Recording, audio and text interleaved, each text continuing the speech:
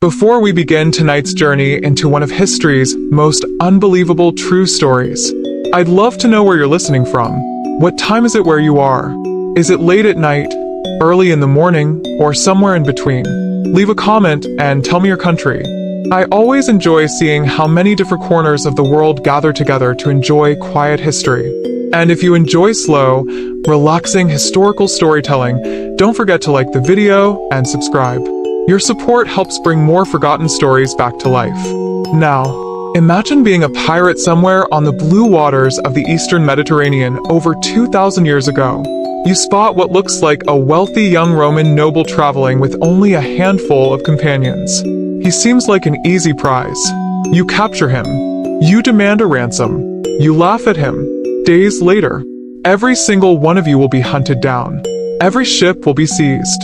Every pirate will be crucified, and the young prisoner you mocked will become one of the most famous men the ancient world has ever known. Tonight, we slowly travel back to a time before emperors ruled Rome, before marble statues filled the forums, before one ambitious young aristocrat crossed a small river named the Rubicon and changed world history forever. Long before he became known as Julius Caesar, he was simply Gaius Julius Caesar. Young, confident, deeply in debt, exceptionally ambitious, and about to experience one of the strangest episodes of his remarkable life. Close your eyes for a moment and picture the Mediterranean Sea around the year 75 BC. This was not the peaceful tourist destination many people know today. Instead, these waters were dangerous beyond imagination. Merchant ships carried grain from Egypt, wine from Greece, olive oil from Spain, silks arriving through eastern trade routes, gold, silver, marble. Thousands upon thousands of valuable cargoes crossed these waters every year. Where wealth traveled, pirates followed. The Mediterranean had suffered from piracy for centuries, but during the 1st century BC the problem reached astonishing proportions. Entire pirate kingdoms appeared along the rocky coastline of southern Anatolia, especially around the region known today as southern Turkey. The coastline there was almost designed by nature to hide pirates. Sharp cliffs dropped into deep blue water.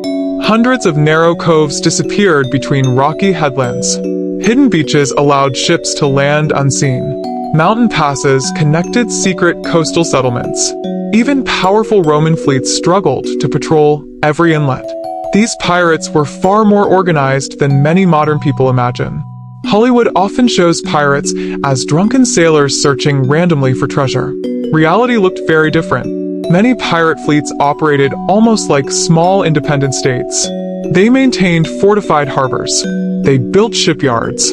They employed craftsmen. They negotiated alliances.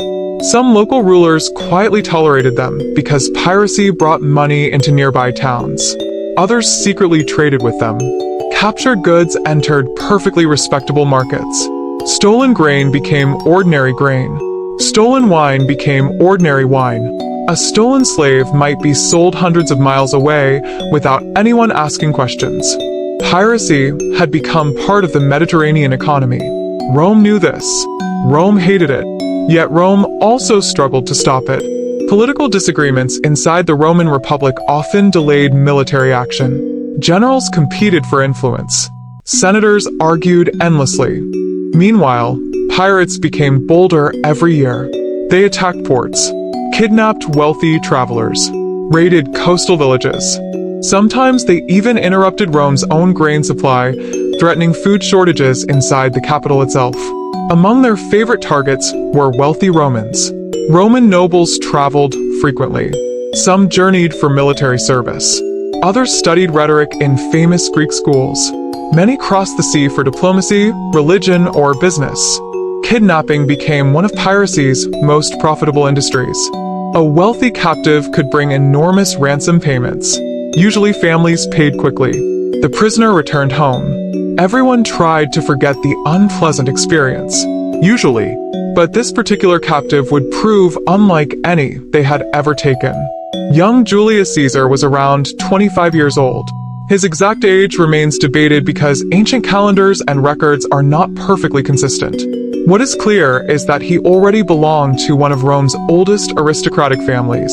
The Julian clan proudly claimed descent from Iulus, son of the Trojan hero Aeneas.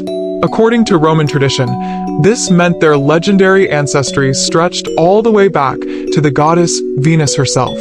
Whether anyone truly believed that divine ancestry hardly mattered. The claim carried enormous prestige. Yet, prestigious ancestry did not automatically mean wealth. Caesar's family had influence, but political turmoil had damaged their fortunes. Only a few years earlier, Rome had endured a brutal civil conflict. The dictator Lucius Cornelius Sulla emerged victorious. His enemies paid a terrible price. Thousands died. Many lost property. Families connected to political opponents suddenly found themselves in danger. Young Caesar belonged to one such family.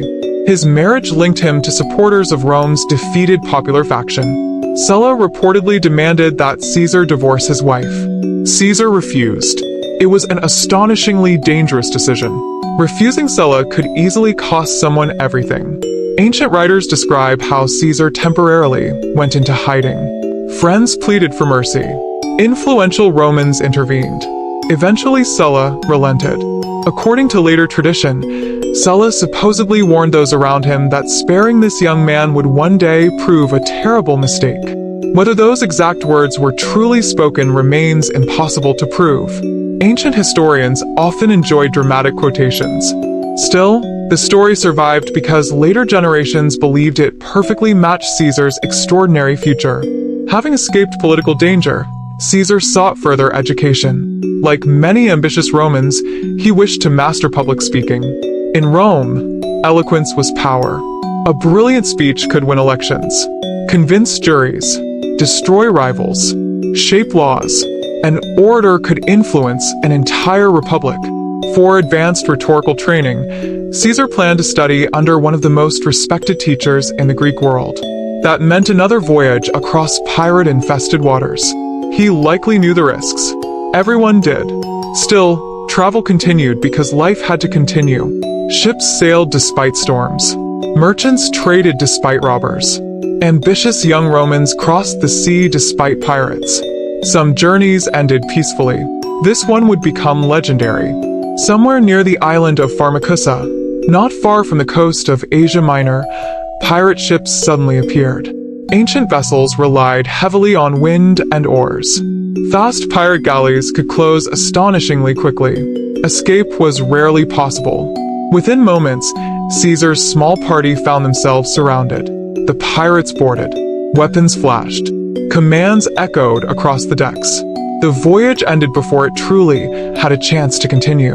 Caesar had just become one of the Mediterranean's newest hostages. The pirates had every reason to believe this capture would end like countless others before it.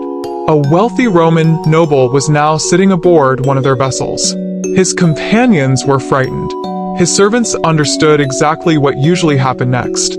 The pirates would identify the prisoner's social standing, decide how much money his family could reasonably afford, send messengers to collect the ransom, and wait. Once payment arrived, everyone would go their separate ways. It had become an almost routine business across much of the eastern Mediterranean. The pirates earned money. The prisoner returned home. Roman officials complained. Little changed. But almost immediately after Caesar came aboard, something unusual happened. The young Roman did not behave like a frightened hostage. Ancient writers describe a man who appeared astonishingly calm. He did not beg. He did not bargain for his freedom. He did not attempt to flatter his captors. Instead, he acted almost as though he were inconvenienced by an unexpected delay in his travel plans. For men who had spent years terrifying merchants and nobles alike, this must have seemed strange. Most captives feared every passing hour. Caesar seemed irritated instead. The pirates examined him carefully. He was clearly no ordinary traveler. His clothing, his attendants, his confidence, and even the way he spoke suggested someone from an important Roman family. Still, they underestimated exactly how valuable he might be. According to the ancient account written by Plutarch, the pirates settled on a ransom of 20 talents of silver. To modern readers, the exact value is difficult to picture. Ancient talents varied somewhat depending on region and period, but 20 talents represented an enormous amount of money. Even so, Caesar reportedly laughed at their demand. Not because it was too expensive, because it was too cheap. He told them they clearly had no idea who they had captured. Instead of 20 talents, they should demand 50. The pirates must have stared at him in disbelief. Imagine kidnapping someone, only for the prisoner himself to insist that his own ransom should be more than twice as high. It sounded absurd, yet Caesar was entirely serious. To him, accepting a lower ransom suggested that his status had been underestimated. His pride would not allow that. The pirates accepted the suggestion. Why refuse more money? If this confident Roman believed his friends could produce 50 talents, there was little reason to argue. Messengers were dispatched to gather the silver. Meanwhile, Caesar remained in pirate custody. The waiting would last around 38 days, according to the traditional account. That was a long time to spend living among armed sea raiders. Yet those weeks became the foundation of one of history's most extraordinary stories. Rather than shrinking into the background, Caesar behaved almost as though he were their commanding officer. Ancient historians repeatedly emphasize this remarkable point. He ordered the pirates to keep quiet whenever he wanted to sleep. If they made too much noise, he scolded them. If they laughed loudly while he rested, he complained openly. Few prisoners would dare speak that way. Fewer still would expect armed kidnappers to tolerate it. Yet somehow they did. Perhaps they found him amusing. Perhaps they admired his courage. Or perhaps they simply assumed no captive would be foolish enough to insult men who held his life in their hands. Whatever the reason, a curious relationship slowly developed. Caesar exercised, walked, talked, and spent time with the pirates almost as if he were one of them. He participated in games. He joined conversations. He observed their daily routines. The pirates, for their part, treated him with an unusual mixture of respect, curiosity, and amusement. Some ancient writers even suggest they regarded him less as a prisoner than as an eccentric guest whose freedom happened to depend upon a very large payment. Yet beneath that outward calm, something else was quietly taking shape. Caesar never forgot that he had been captured. He never accepted humiliation. And he never abandoned the belief that every insult deserved an answer. One of the most famous stories from this captivity concerns his writing. Caesar already possessed considerable literary talent. Later in life, he would produce some of Rome's finest surviving prose, admired even today for its clarity and precision. During these weeks among the pirates, he continued writing poems and speeches. Whenever he completed a piece, he read it aloud. The pirates listened. Some probably understood little of the polished rhetorical style. Others may simply have found the performances entertaining. When they failed to praise his work enthusiastically enough, Caesar reportedly called them ignorant and uncultured. Again, this was an extraordinary way for a hostage to behave. Imagine criticizing the artistic judgment of the very men guarding you with swords. Yet the pirates laughed. Perhaps they thought he was joking. Perhaps they admired such outrageous confidence. Perhaps they simply viewed him as an unusually entertaining captive who helped pass the long days. Whatever their feelings, they allowed these performances to continue. Caesar also joined athletic exercises. Roman aristocrats valued physical fitness. Military leadership required endurance. Public life demanded confidence. Even during captivity, Caesar refused to abandon his routines. He walked. He exercised. He spoke with assurance. Nothing in his behavior suggested that he believed himself defeated. To later Roman writers, this episode perfectly illustrated Caesar's character. He possessed an extraordinary certainty in himself. Sometimes it appeared as courage, sometimes as arrogance. Often it was difficult to separate the two. He expected obedience. He expected admiration. Even before he held political office, he carried himself like a man destined to command. That attitude impressed some people. It deeply offended others. Throughout his future career, admirers would praise his confidence, while enemies condemned his pride. Both sides could point to stories like this one. Among the pirates, however, another habit became especially memorable. Caesar repeatedly joked that once he regained his freedom, he would return. He would capture every one of them, and he would crucify them. The pirates laughed. Why wouldn't they? Prisoners made threats all the time. Most were desperate. Many promised revenge. Almost none possessed the power to achieve it. Besides, this young Roman was entirely dependent upon his ransom. Without payment, he remained their captive. Even if released, what could one aristocrat realistically do against experienced pirate fleets operating across the eastern Mediterranean? The pirates probably assumed they would never meet again. Caesar, however, did not speak carelessly. Ancient sources consistently suggest that he repeated this promise more than once. He smiled. He laughed with them. He shared conversations, then calmly reminded them that eventually he intended to crucify them all. Because he spoke so casually, they treated it almost as another joke. Perhaps they imagined he was entertaining himself. Perhaps they believed Roman nobles enjoyed theatrical threats. Perhaps they simply underestimated the determination of the man before them. History would reveal that this was a fatal mistake. As the days passed, messengers traveled across the Roman territories of Asia Minor seeking support from Caesar's friends and associates. 50 talents of silver could not be gathered overnight. Such wealth required cooperation from multiple communities and influential individuals. Money had to be assembled, transport arranged, security provided. Every stage consumed precious time. Meanwhile, life among the pirates continued. Ships anchored near sheltered islands. Crews repaired sails. Oars were maintained. Weapons inspected. Lookouts watched the horizon for merchant vessels or Roman patrols. Meals were cooked aboard ships or on isolated beaches. Captured goods were sorted and traded through coastal contacts. The pirate world was surprisingly organized. These were not aimless criminals drifting across open water. Many belonged to established networks stretching from island to island. Intelligence moved quickly. Profits were divided according to agreements. Experienced captains commanded loyal crews.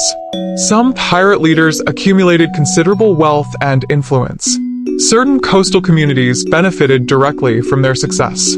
Roman authority remained uneven across much of the eastern Mediterranean. Where government was weak, piracy flourished. Caesar had ample opportunity to observe all of this firsthand. Though technically a prisoner, he spent more than a month watching how these men lived. He saw their discipline, their confidence, their routines. He learned their habits without them realizing how carefully he was paying attention. Years later, Caesar would become famous for gathering information before acting. He believed knowledge created victory. Even during captivity, that instinct already appeared remarkably strong. The pirates believed they were merely waiting for silver. Caesar was quietly learning about the men who had stolen more than a month of his life. And when the ransom finally arrived, everything the pirates thought they understood about their fearless prisoner was about to change. At last, after nearly 5.5 weeks of waiting, the silver arrived. 50 talents. An extraordinary sum. The payment represented not only Caesar's importance, but also the willingness of his friends and supporters in the Roman province of Asia to gather such wealth on relatively short notice. Ancient writers do not describe every detail of how the money was collected, but it almost certainly required contributions from several communities and influential Romans. Moving that much silver across the sea demanded careful planning, trusted messengers, and armed escorts. For the pirates, it was a successful business transaction. They had captured a wealthy Roman. They had named a price. The money had arrived. Now it was time to release their prisoner and search for the next opportunity. Nothing about the exchange seemed unusual to them. Kidnapping for ransom had become one of their most reliable sources of income. The Eastern Mediterranean had seen countless exchanges just like this. Only this one would become famous enough to survive for more than 2,000 years. The silver changed hands. Caesar was free. His companions were reunited with him. The pirate ship slowly disappeared across the blue water, no doubt believing they had made an excellent profit. Many of the crew probably laughed as they sailed away. They had spent over a month with an unusually entertaining captive. He had ordered them to lower their voices while he slept. He had criticized their appreciation of literature. He had exercised with complete confidence. Most amusing of all, he had repeatedly promised to return and crucify every one of them. Now he was gone. Perhaps they joked about him over their evening meal. Perhaps they repeated his dramatic speeches to new crew members. Perhaps they congratulated themselves on earning 50 talents from a man who seemed to think himself far more important than anyone else. If so, their confidence would not last long. Caesar had no intention of sailing quietly to his original destination and pretending the incident had never happened. Many Roman nobles would have done exactly that. The sensible course was obvious. Continue the journey. Finish the studies. Return to Rome. Allow the government to deal with piracy whenever it chose. But Caesar rarely followed the safest path. His first concern was not his interrupted education. It was revenge. The promise he had made aboard the pirate ships had never been a joke. As soon as he reached the nearby city of Miletus, one of the great Greek cities on the western coast of Asia Minor, he began taking action. Miletus had a proud history stretching back centuries. It had once been among the most influential cities in the Greek world, known for trade, philosophy, and seafaring. Even under Roman authority, it remained an important center with experienced sailors and local resources. Caesar wasted little time. He approached local officials and requested ships. Not a large Roman fleet. Not a formal military expedition approved by the Senate. Instead, he gathered whatever vessels and crews he could obtain quickly. The exact number is not preserved in surviving sources. Neither do we know every detail of how he persuaded local authorities. But we do know the remarkable outcome. A private citizen, young, without supreme military command, and only recently released from captivity, was preparing to hunt pirates across the Mediterranean. This decision tells us much about Caesar's personality. Most people, after surviving weeks as prisoners, would have welcomed safety.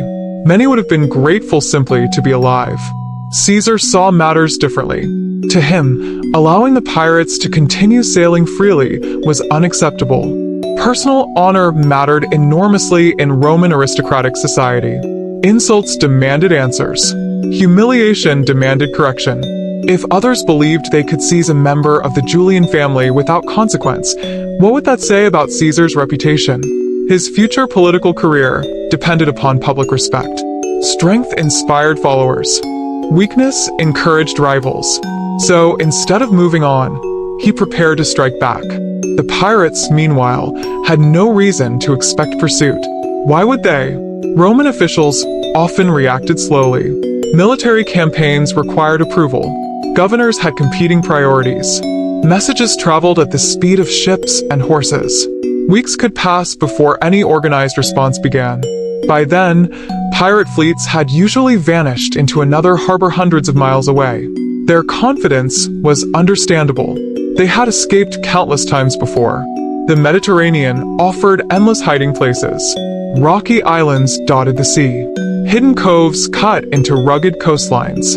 Friendly ports welcomed pirate crews willing to spend stolen silver. Finding one pirate squadron among thousands of square miles of open water was no simple task. Yet Caesar possessed one enormous advantage. He had just spent 38 days living among them. He knew their ships.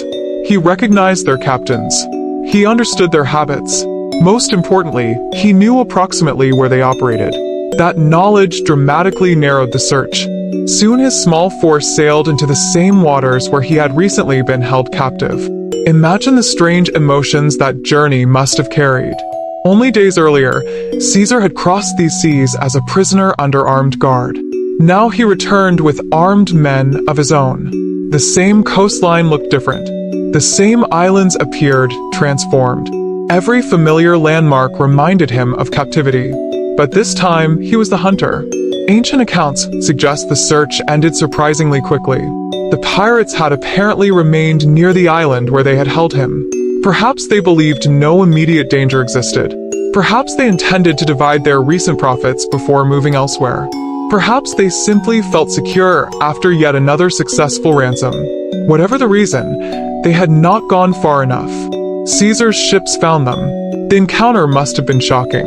One moment the pirates likely believed they were watching ordinary vessels approach. The next, they realized the man standing aboard them was their former prisoner. The same Roman noble they had laughed with. The same captive who had recited speeches. The same young aristocrat who had calmly promised revenge. Only now he was no longer alone. He had returned exactly as he had said he would. The surviving sources offer few tactical details about the confrontation itself. We do not know precisely how long the fighting lasted, whether the pirates attempted escape, whether negotiations were offered, or how many ships took part.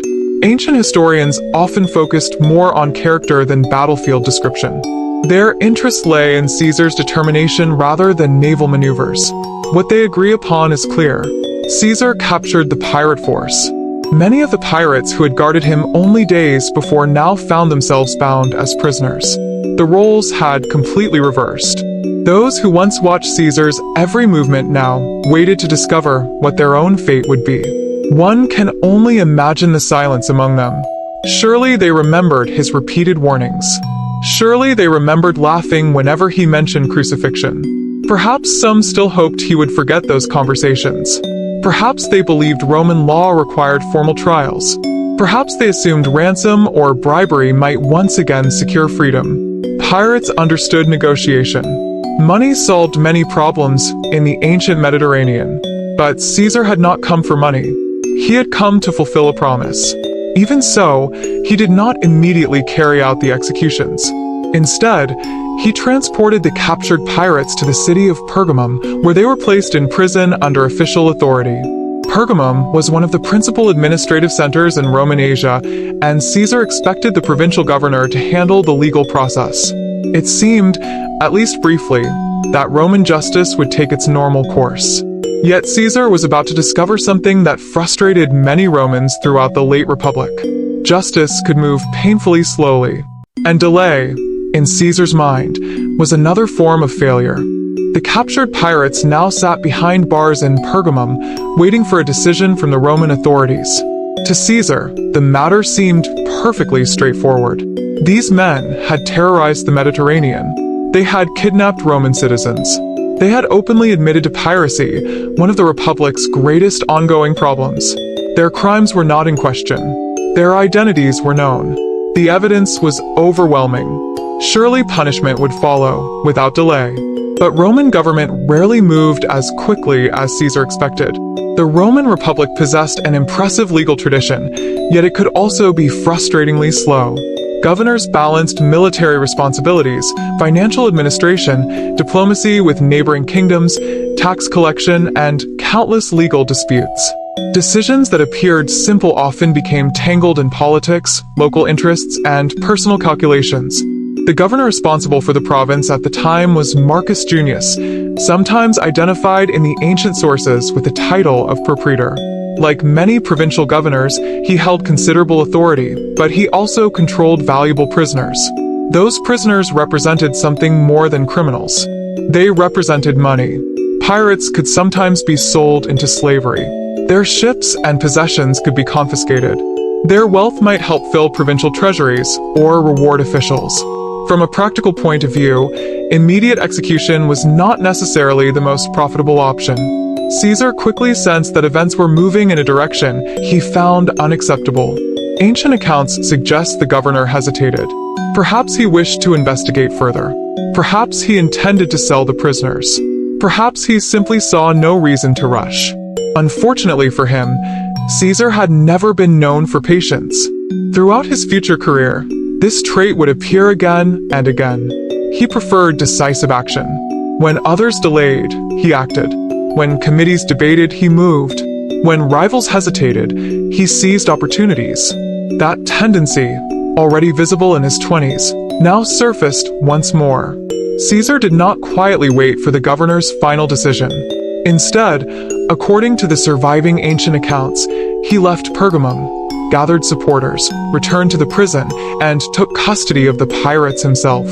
It was an astonishing step. Strictly speaking, he was not the supreme authority in the province.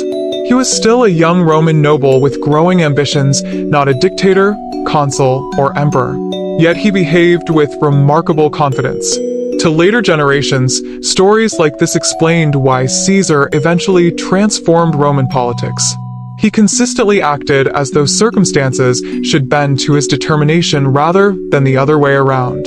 Once the pirates were under his control again, there would be no more delays, no more discussions, no more waiting. The promise made aboard their ship was about to be fulfilled. The punishment Caesar had mentioned so casually during his captivity was crucifixion. To modern readers, crucifixion is most widely known because of its later use by the Romans during the 1st century AD.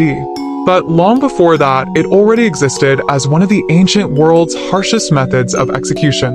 Various cultures had practiced forms of crucifixion or suspension on wooden structures for centuries before Rome adopted it.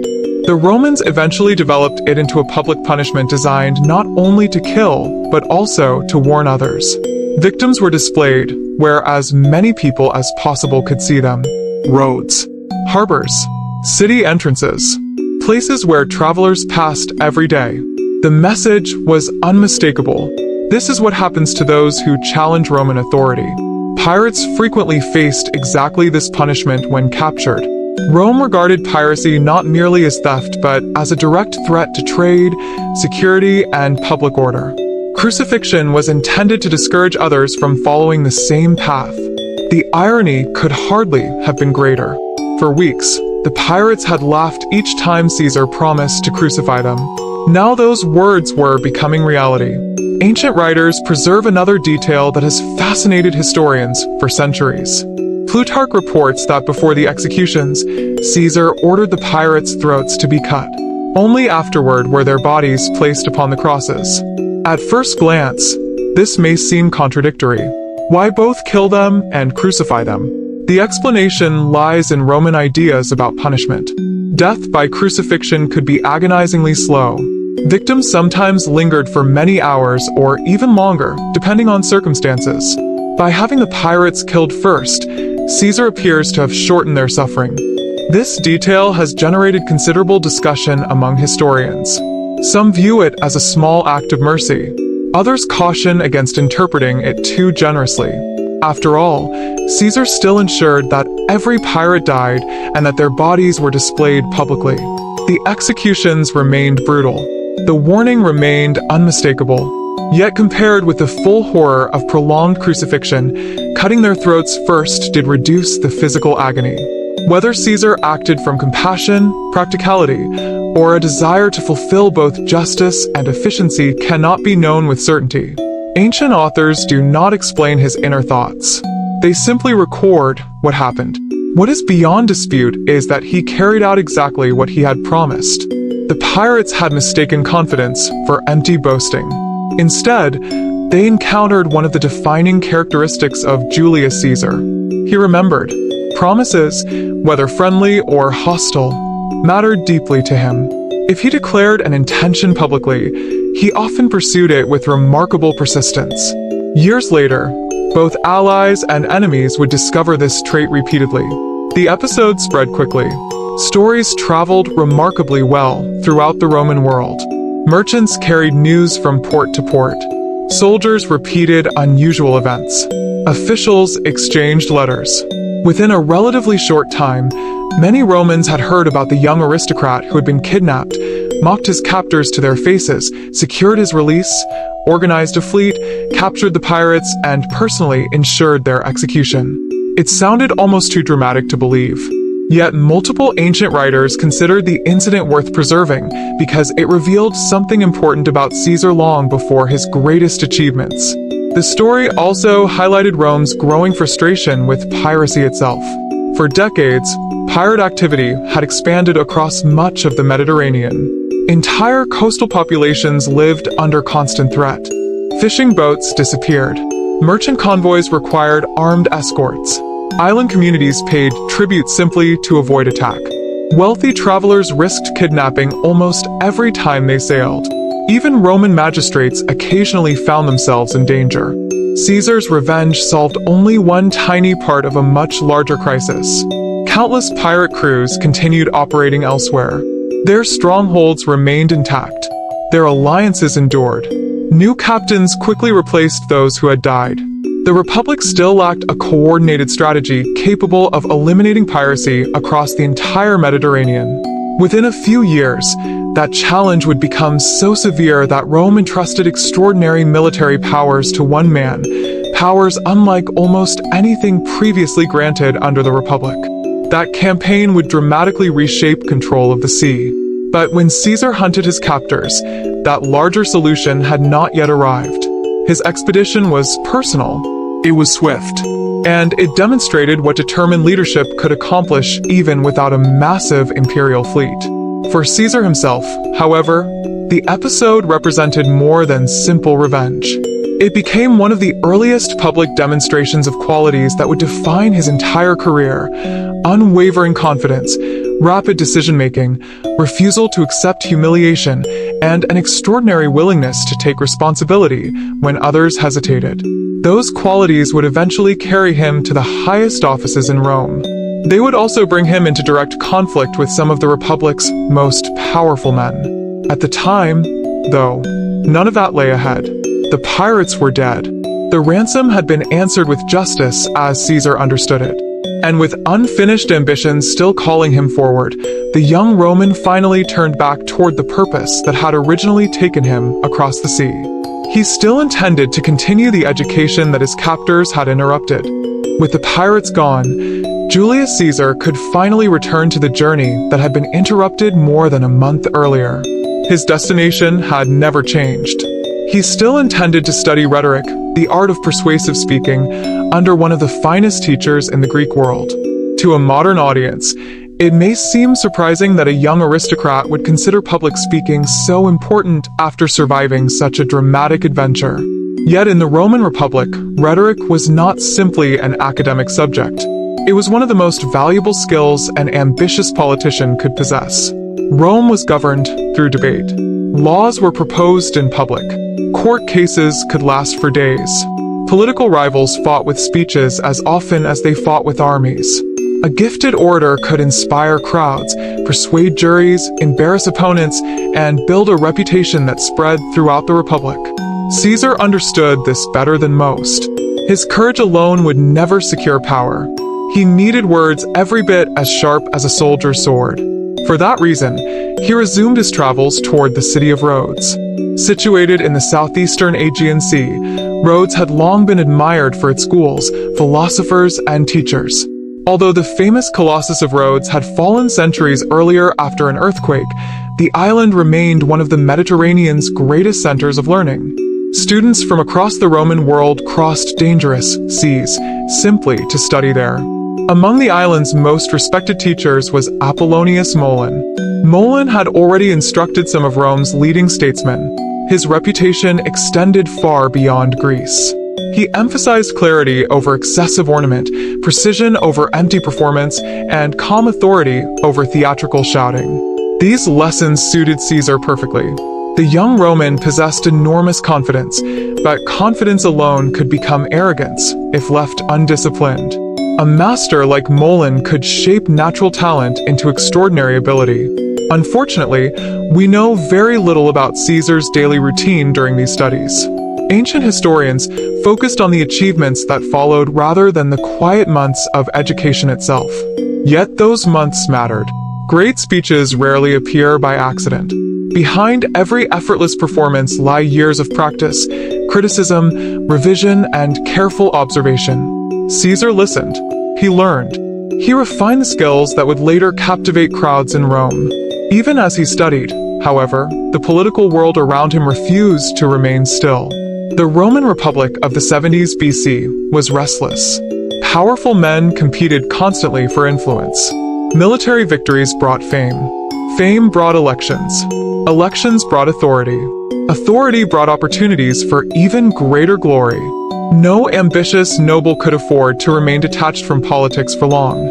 Caesar followed events carefully, even while improving his education abroad. His earlier experiences had already taught him valuable lessons. He had survived the dictatorship of Sulla.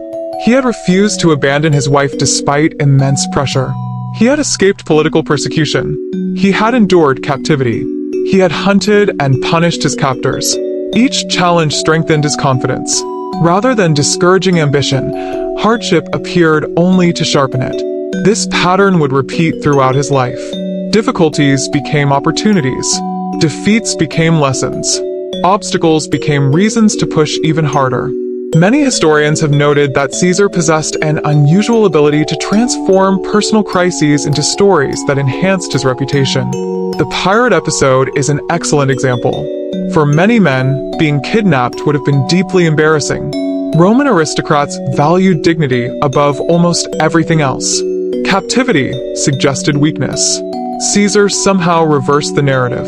Instead of becoming known as the noble who had been captured, he became famous as the man who captured his own kidnappers. That distinction mattered enormously. Roman politics depended upon public image. Citizens admired strength. Soldiers followed successful commanders. Voters remembered dramatic stories. Every remarkable episode contributed to a political career that was only beginning. Meanwhile, piracy itself remained a growing menace across the Mediterranean. Caesar's personal victory had removed only one crew. Hundreds of others still operated from hidden harbors stretching along the coast of Cilicia and neighboring regions. Merchant captains continued sailing in fear. Island communities maintained watchtowers. Families prayed that favorable winds would carry loved ones safely home. Roman officials received constant reports of new attacks. Some pirates had become so bold that they raided coastal towns in broad daylight. They seized valuable cargoes almost within sight of Roman territory. In certain cases, they kidnapped magistrates and wealthy travelers whose families could afford enormous ransoms. The profits encouraged further expansion. More ships joined pirate fleets. More young men entered the trade. As long as wealth crossed the sea, opportunities remained plentiful. Rome's inability to eliminate the threat became increasingly embarrassing. The Republic ruled vast territories around the Mediterranean, yet it struggled to secure the very waters connecting those lands. This contradiction frustrated many senators. Military commanders proposed different solutions. Political factions argued over costs, authority, and strategy. Years of debate produced limited results. Temporary campaigns scattered pirate groups, but they soon returned. The problem demanded coordination across thousands of miles of coastline. Such coordination proved difficult within a political system designed to limit individual power. Ironically, the crisis would eventually convince Rome to grant unprecedented military authority to one commander. That commander was not Julius Caesar. It was Gnaeus Pompeius Magnus, Pompey the Great. Pompey already enjoyed an extraordinary reputation as one of Rome's most successful generals. Still relatively young, he had earned victories in Africa, Sicily, and Spain. Supporters admired his energy and efficiency. Critics worried that granting him exceptional powers threatened the Republic's constitutional traditions. The debate became intense. Should one man receive command over nearly the entire Mediterranean? Would such authority solve the pirate crisis, or create a dangerous concentration of power? These arguments echoed through Rome's political life. Although Caesar was still establishing his own career, he observed these developments carefully. Later, both he and Pompey would dominate Roman politics together before eventually becoming bitter enemies. At this stage, however, their paths had not yet collided. The future remained uncertain. Back in Rhodes, Caesar continued building the abilities that would one day astonish friend and foe alike. Teachers corrected his speeches. Fellow students debated difficult questions. Hours passed in study rather than warfare. Yet beneath the quiet surface, the ambitious young Roman never stopped preparing for public life. Education, in his view, was another form of training. Just as soldiers strengthen their bodies through drills, politicians strengthen their minds through constant practice. He learned not only how to argue but how to listen, not only how to persuade but how to judge an audience. These subtle skills later became some of his greatest political weapons. When Caesar eventually stood before assemblies in Rome, many listeners noticed how naturally his words seemed to flow. That apparent ease concealed years of disciplined preparation. The same determination that had carried him back after the pirates now guided him through quieter challenges. Victory in politics would require patience, as well as courage. While Caesar sharpened his voice in Rhodes, events in Rome moved steadily toward a new generation of rivalry, reform, and civil conflict. The republic he hoped to serve, and perhaps someday lead, was entering one of the most turbulent periods in its long history. The young man who had recently crossed the Mediterranean as an unknown noble would soon discover that surviving pirates had been only the beginning of far greater dangers awaiting him. By the time Julius Caesar completed his studies in Rhodes, the Mediterranean still carried the scars of piracy. Merchant captains remained cautious. Harbor officials continued watching the horizon for unfamiliar sails. Families with relatives at sea still understood that a voyage could end in profit, disaster, or captivity. Caesar's revenge against the men who had kidnapped him had become an impressive story, but it had not solved Rome's larger problem. The Republic needed something far greater than one determined young noble. It needed a campaign on a scale never attempted before. The years following Caesar's captivity saw piracy become even more disruptive. Ancient writers describe pirate fleets operating with astonishing confidence. They attacked commercial shipping almost wherever they pleased. Their vessels were fast, lightly built, and perfectly suited to the narrow channels and rocky coastlines of the eastern Mediterranean. Many pirate captains knew every hidden cove, freshwater spring, and sheltered anchorage. Roman commanders often arrived only to discover abandoned camps and empty harbors. The pirates simply vanished into the landscape. They were not united under a single king or commander. Instead, numerous independent groups cooperated when it suited them and separated when danger approached. This flexibility made them difficult enemies. Destroying one fleet accomplished little if 5 others continued operating elsewhere. Some pirate settlements became surprisingly prosperous.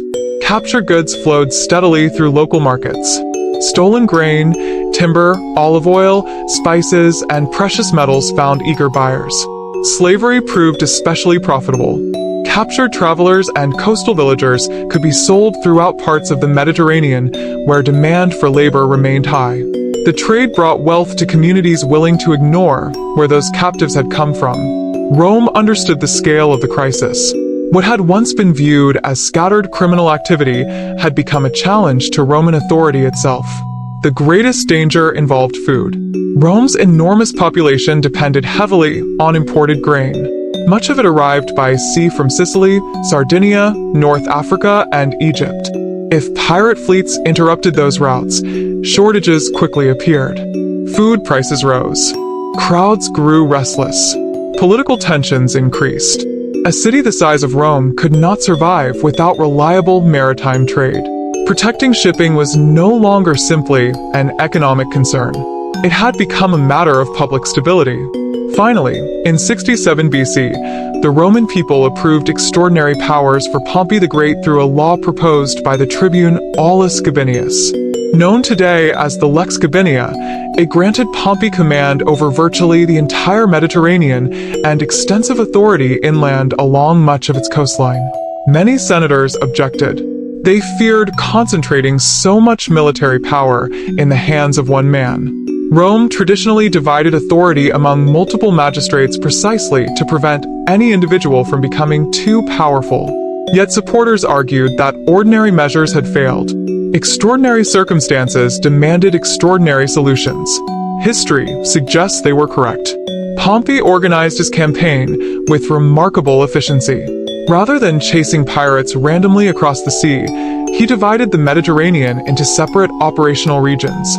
Each received commanders responsible for clearing its assigned waters. This prevented pirate crews from simply escaping into neighboring areas. The strategy resembled a massive coordinated sweep. As one section became secure, pressure increased elsewhere. Safe havens gradually disappeared. Within weeks, Western Mediterranean piracy had been largely suppressed. Pompey then concentrated his forces in the east, where the strongest pirate bases remained. Many pirate groups surrendered without prolonged resistance. Others fought and were defeated. Ancient sources differ somewhat regarding exact numbers, but they consistently describe an astonishingly successful campaign completed in only a few months.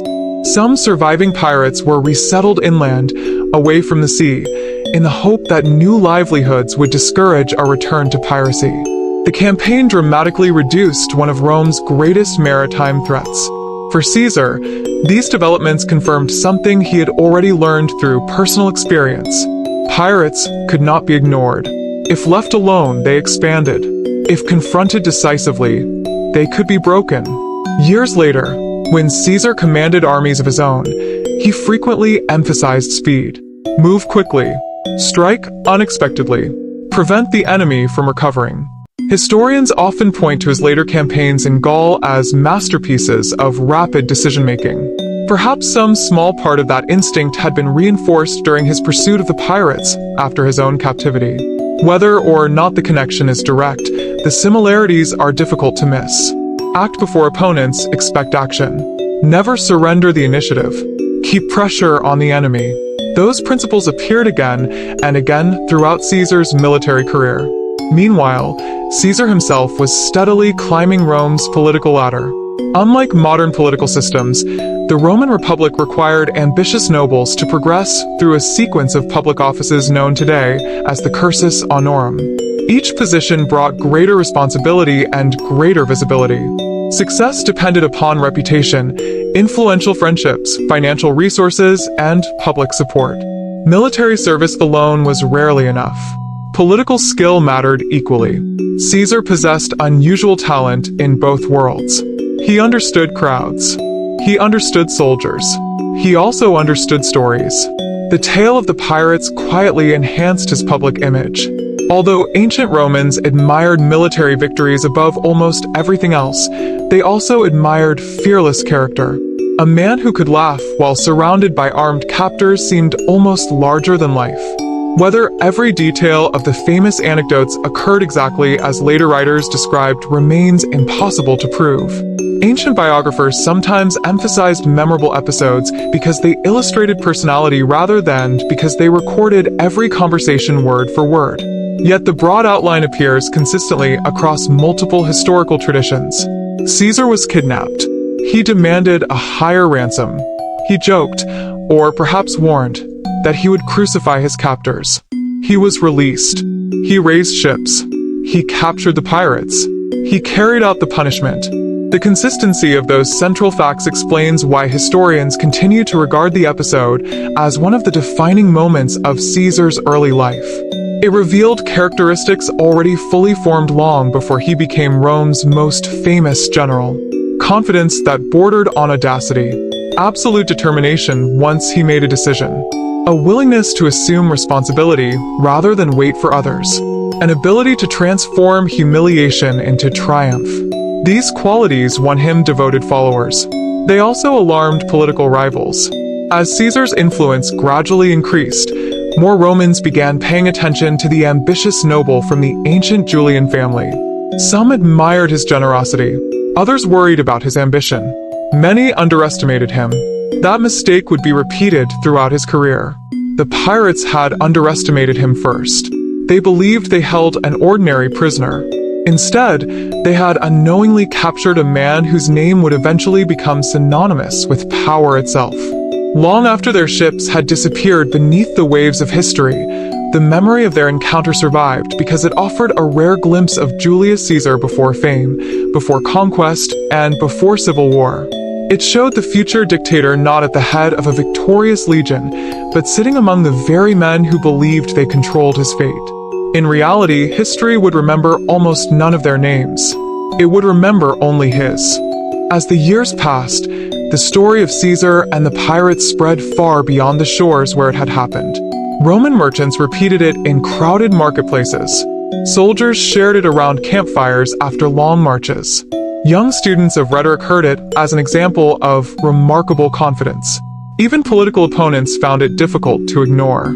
The tale contained everything Romans admired: courage, determination, quick action, and an almost unbelievable reversal of fortune. Yet historians have long asked an important question.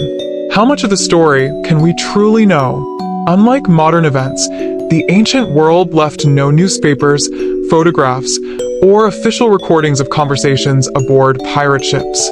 What survives comes from historians and biographers writing years, and sometimes decades, after the events themselves.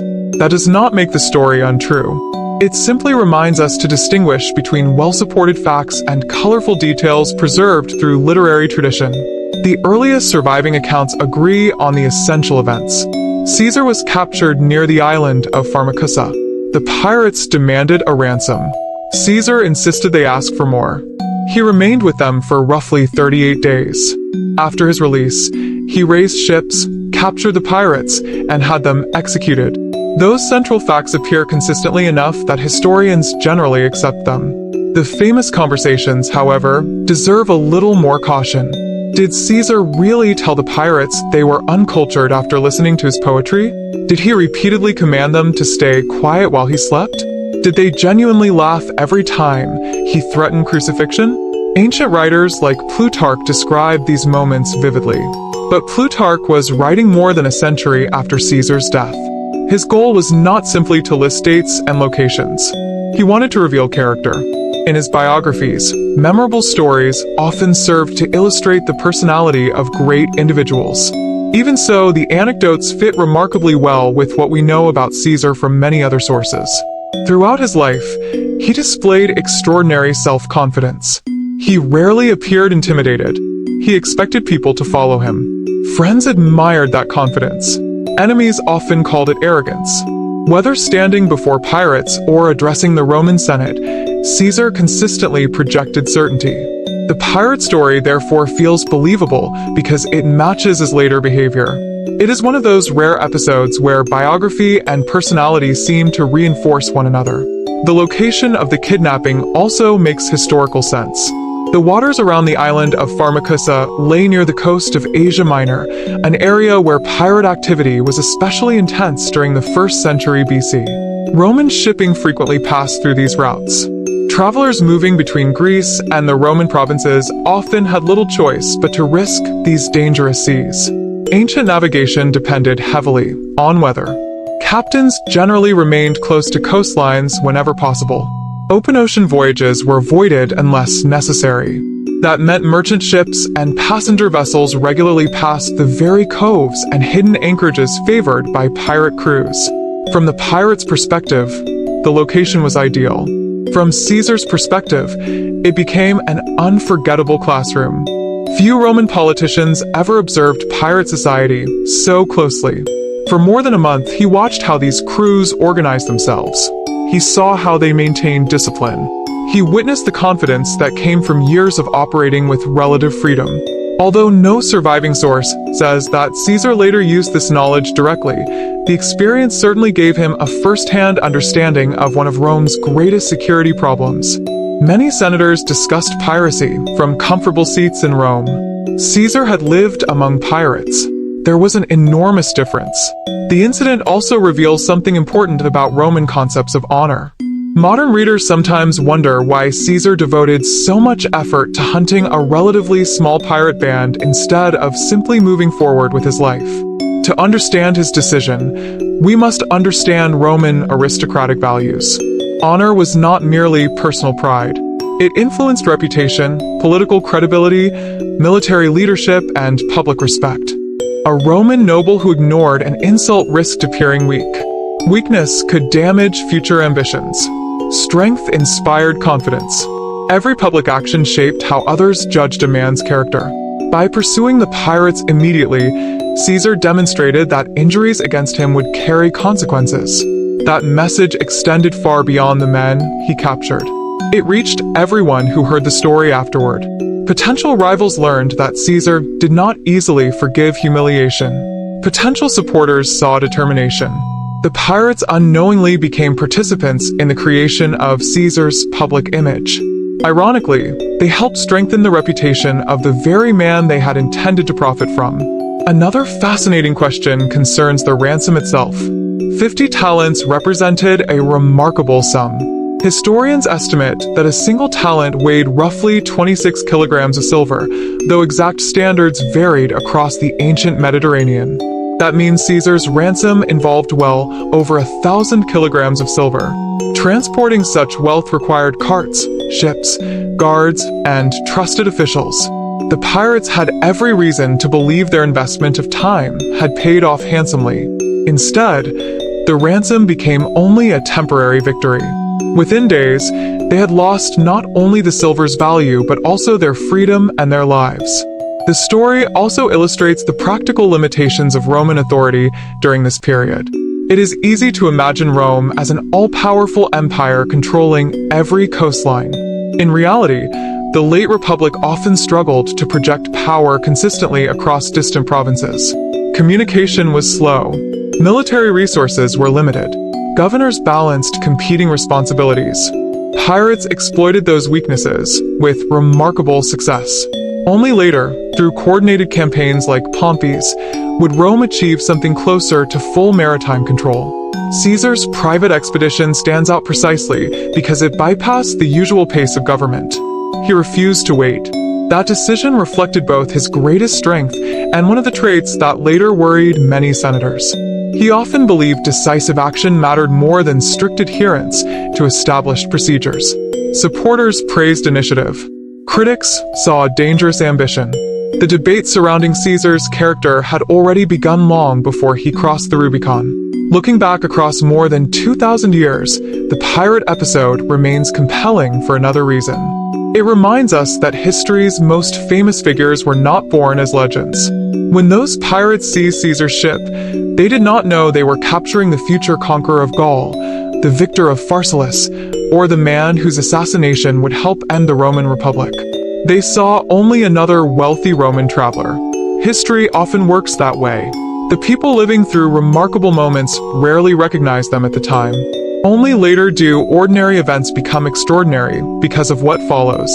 For Caesar, the voyage began as a routine trip to continue his education. For the pirates, it seemed like another profitable kidnapping. Neither side could fully imagine how often that encounter would be retold across the centuries. The waves that carried their ships have long since erased every physical trace of the meeting. The wooden vessels disappeared. The camps vanished. The silver was spent. The men themselves turned to dust. Yet the story endured because it captured something timeless about courage, confidence, revenge, and the unpredictable paths through which history creates its greatest legends. As Caesar's reputation slowly grew in the years after the pirate episode, the Mediterranean itself was changing. The sea that had once seemed almost lawless was becoming increasingly dominated by Roman power. Trade routes grew safer. Merchant captains regained confidence. Ports that had lived in constant fear of pirate raids gradually returned to ordinary commerce. This transformation did not happen overnight, nor did it erase piracy forever. Small bands of sea raiders continued to appear from time to time, but the great pirate confederations that had flourished during the 1st century BC never again exercised the same influence. For Rome, that victory carried enormous consequences. Grain ships reached the capital more reliably. Luxury goods from the eastern Mediterranean flowed into Italian markets. Military commanders could move soldiers across the sea with greater security. The Mediterranean, which the Romans increasingly referred to as Mare Nostrum, our sea, became the central highway of an expanding Roman world. It is easy to forget how dependent ancient civilization was upon maritime transport. A single merchant vessel could carry cargo that would have required hundreds of wagons overland. Sea travel, despite its dangers, remained faster and more economical than crossing mountains and rough roads. Whoever controlled the sea controlled trade, communication, and in many ways, political power itself. Caesar understood this. Although he is remembered primarily for his campaigns in Gaul and his civil war against Pompey, he never underestimated the importance of naval strength. His own encounter with pirates had demonstrated how vulnerable even influential Romans could become when maritime security failed. Years later, when civil war erupted, fleets once again played a crucial role. Harbors, supply lines, and shipping routes became as valuable as battlefields. The lessons of the Mediterranean stayed with him. The pirate story also offers a rare glimpse into Caesar before overwhelming success transformed his public image. Later generations often imagine him as almost unstoppable, a commander who won impossible victories and bent history to his will. But during the pirate episode, none of that had happened yet. He held no supreme office. He commanded no famous legions. His name had not yet become synonymous with conquest. He was simply an ambitious young aristocrat trying to build a future. That perspective matters because it reminds us that Caesar's confidence did not emerge after success. It existed before success. His certainty in himself appeared long before the victories that seemed to justify it. This quality fascinated ancient historians. Plutarch repeatedly portrays Caesar as someone who expected greatness almost as a matter of destiny. Suetonius likewise records numerous anecdotes suggesting extraordinary ambition from an early age. Not every story can be verified. Ancient biographers often preserved traditions that reflected how people remembered famous figures rather than providing strict documentary evidence. Still, when several independent accounts point toward the same personality traits, historians pay attention. Confidence, boldness, persistence, a refusal to accept humiliation. These characteristics appear again and again. The pirate incident fits naturally within that broader portrait.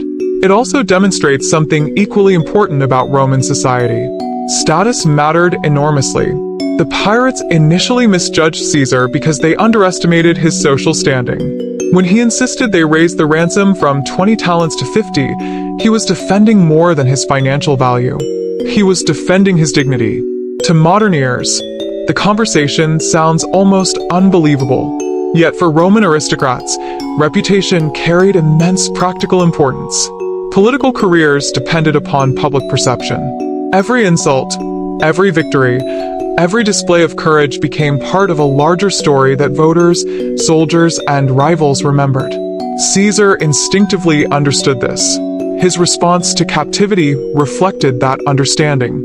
If people later spoke about his kidnapping, he intended them to remember not weakness but fearlessness. Remarkably, that is exactly what happened. Very few people today could name the pirate captain who captured Julius Caesar. The ancient sources never preserve his identity with certainty. His face is unknown. His ship is unknown. Even the names of most of his crew have disappeared from history. Meanwhile, the prisoner they captured became one of the most recognizable figures of the ancient world. This contrast illustrates one of history's quiet ironies. Those who appear powerful in a particular moment are not always those remembered by future generations. The pirates controlled Caesar for 38 days. History remembered Caesar for more than 2,000 years. The episode has also inspired writers, artists, and historians across many centuries. Painters imagined dramatic scenes aboard pirate ships. Novelists expanded conversations preserved by ancient biographers. Documentaries revisit the event whenever discussing Caesar's remarkable life. The attraction is understandable. The story contains all the elements of memorable history: unexpected danger, calm courage, a dramatic reversal, swift justice, and the knowledge that the central figure would later change the course of civilization. Yet responsible historians also emphasize what we do not know. We cannot reconstruct every conversation aboard the pirate ships. We do not know precisely what the pirates thought when Caesar first demanded a higher ransom. We cannot identify the exact beach where they anchored each evening or the appearance of every vessel involved. Ancient evidence rarely provides that level of detail. Instead, historians compare surviving texts, evaluate their reliability, and distinguish well-supported facts from later embellishments. This careful approach makes the confirmed parts of the story even more impressive. The essential events require no exaggeration. A young Roman noble really was captured. He really did display astonishing confidence. He really did organize a pursuit after gaining his freedom. And he really did keep the promise that his captors believed was only an amusing joke. Those facts alone would have seemed extraordinary to anyone living in the 1st century BC. Looking back now, they also reveal something about chance. If Caesar had chosen a different route, if favorable winds had carried his ship farther from Pharmacusa, If the pirate lookouts had spotted another merchant vessel first, the encounter might never have happened. History often turns on moments that seem insignificant at the time. One voyage, one decision, one unexpected meeting at sea. For Caesar, that chance encounter became one of the earliest demonstrations of the qualities that would define his extraordinary career. For the pirates, it became the greatest mistake they would ever make. They believed they had captured a wealthy traveler. Instead, they had briefly held the future master of Rome, and then released him with enough time, enough determination, and enough reason to come back for them exactly as he had promised. Long after the pirate ships had vanished from the Mediterranean, the memory of the encounter remained alive because it revealed something larger than a dramatic rescue. It offered a window into the character of a man who would eventually stand at the center of one of history's greatest political transformations. When Julius Caesar returned to Rome after completing his studies and travels in the East, he entered a republic filled with opportunity, but also deep instability. The Roman Republic was immensely powerful. Its armies had defeated kingdoms across the Mediterranean. Its merchants traded from Spain to Syria. Its influence stretched farther than earlier generations could have imagined. Yet beneath that success, serious problems were growing. The Senate represented Rome's traditional ruling class, made up largely of wealthy aristocratic families whose influence had passed from one generation to the next. Many believed this system protected stability. Others believed it protected only the interests of the rich. Ordinary citizens often struggled with debt. Veteran soldiers expected land after military service. Political violence had become increasingly common. The wounds left by earlier civil conflicts had not fully healed. Into this complicated world stepped Julius Caesar. He was not yet the famous commander remembered today. He still needed to climb the long ladder of Roman public office. That required patience, alliances, careful planning, and enormous amounts of money. Roman elections were expensive. Candidates sponsored public games. They entertained crowds. They built friendships with influential families. Every successful politician needed supporters across different parts of Roman society. Caesar excelled at forming those relationships. He possessed remarkable personal charm. Ancient writers frequently describe his ability to remember names, speak comfortably with people from different backgrounds, and make individuals feel valued. He could converse with senators, soldiers, merchants, and ordinary citizens with unusual ease. This talent became one of his greatest political strengths. The confidence he had shown among the pirates now appeared in public life as well. He spoke boldly. He accepted difficult responsibilities. He rarely allowed setbacks to discourage him. Even when burdened by debt, a constant feature of his early career, he continued pursuing larger ambitions. Many historians believe Caesar understood something that many of his contemporaries did not. Reputation could become a form of political capital. Every courageous act, every successful speech, every public achievement increased his standing. The pirate story fit perfectly into that growing reputation. Whether Caesar himself frequently told the story is impossible to know. Ancient sources do not say, but others certainly repeated it. It became another example of the fearless young aristocrat who refused to be intimidated. As Caesar advanced through public office, he first served in positions that allowed him to gain administrative and religious experience. He was elected to the priesthood of the Pontifex Maximus in 63 BC, one of the most prestigious religious offices in Rome. The election surprised many observers. Older, more experienced candidates seemed stronger. Yet Caesar campaigned tirelessly and won. The victory demonstrated something important. His popularity was expanding. His willingness to take risks also remained unchanged. To finance political campaigns, Caesar borrowed enormous sums of money. Friends worried. Opponents mocked him. Some believed his debts would destroy his career before it truly began. Caesar believed future success would outweigh present difficulties. Time would prove that calculation remarkably accurate. The pirate episode had already shown this pattern. He accepted immediate danger because he believed he could control the outcome later. Throughout his career, he repeatedly displayed this same confidence.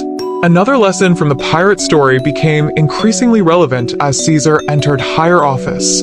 He had learned that delay often favored his opponents. When he waited for the provincial governor to punish the captured pirates, nothing happened quickly. Only after taking decisive action himself did events reach a conclusion. Later, as a military commander and politician, Caesar frequently acted before rivals expected him to move. Speed became one of his defining advantages. His famous campaigns in Gaul would later demonstrate astonishing marches, unexpected river crossings, rapid sieges, and carefully timed attacks. Modern military historians continue studying these operations because of their efficiency. Although it would be an exaggeration to claim the pirate incident created this style of leadership, it certainly illustrated an approach already present in his thinking. Act quickly, maintain momentum, force the enemy to react. Never surrender the initiative. These principles appeared again and again. Meanwhile, Rome itself continued changing. The generation of leaders that had dominated politics after Sulla's dictatorship was gradually giving way to younger men with enormous ambitions. Among them stood three figures whose names would become permanently linked: Julius Caesar, Pompey the Great, Marcus Licinius Crassus. Each possessed strengths the others lacked. Pompey enjoyed unmatched military prestige. Crassus controlled extraordinary wealth. Caesar combined political skill, public popularity, and growing influence. For a time, cooperation benefited them all. Their informal political partnership, known today as the First Triumvirate, helped each achieve important goals. Yet future conflict already lay hidden beneath the surface. Ambition rarely remains satisfied forever. The pirate story, viewed from this later perspective, almost feels symbolic. Caesar had once faced armed men who believed they held complete control over his future. Instead, he reversed the situation through confidence, careful planning, and decisive action.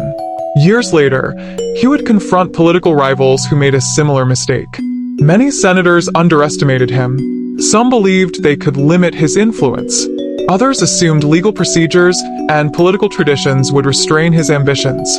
Like the pirates before them, they often failed to appreciate the determination of the man standing before them. Of course, history is never that simple.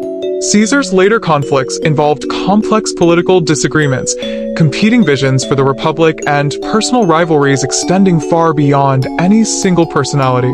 Still, readers across centuries have noticed the remarkable continuity in his character. The same young noble who refused to appear frightened before pirates became the mature commander who refused to surrender during civil war. The same prisoner who calmly promised revenge became the general who rewarded loyalty and punished resistance with equal determination. Character, once formed, often reveals itself repeatedly under different circumstances. Perhaps that is why ancient historians preserved the pirate episode so carefully. It was not merely an entertaining adventure. It was an early portrait of the man Julius Caesar would become. Before Gaul, before the Rubicon, before dictatorship, before the Ides of March, there was a young Roman crossing the Mediterranean, facing danger with astonishing composure and unknowingly giving history one of its most unforgettable stories. Looking back across more than 2,000 years, it is remarkable that one relatively brief episode in Julius Caesar's youth has survived so clearly, while countless other events from the same period have disappeared forever. Thousands of Roman nobles traveled across the Mediterranean. Many were robbed. Some were kidnapped. Others simply vanished into history without leaving more than a single line in an ancient record. Caesar's experience endured because the man himself would later reshape the Roman world. Once his name became famous, people naturally searched his earlier life for signs of the leader he would become. Ancient biographers loved moments like these. They believed that greatness often revealed itself long before history recognized it.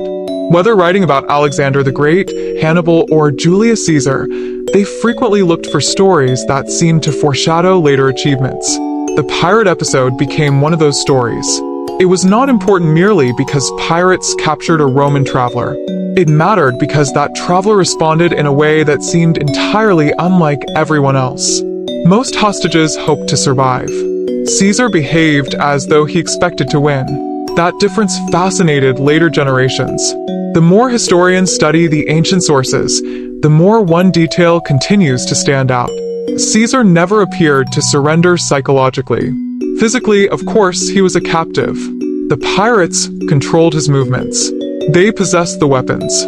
They decided when he would be released. But mentally, according to every surviving account, Caesar refused to think of himself as defeated. This distinction may help explain much of his later career. Throughout his life, setbacks rarely remained permanent. Political defeats became future opportunities. Military difficulties became lessons. Unexpected dangers became problems waiting to be solved. That mindset would carry him through campaigns that many other commanders might have considered impossible.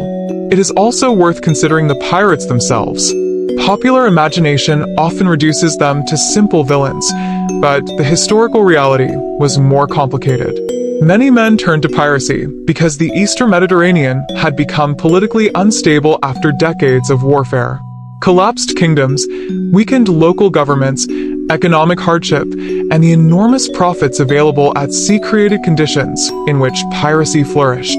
Some pirate crews included former soldiers who had lost employment after wars ended. Others came from poor coastal communities with few economic opportunities. None of this excuses kidnapping or violence. Ancient pirates committed serious crimes against merchants, travelers, and entire coastal populations. But understanding history requires recognizing that criminal organizations usually grow where political authority is weak and economic incentives are strong. The Mediterranean of the 1st century BC provided exactly those conditions. Rome itself unintentionally contributed to the problem.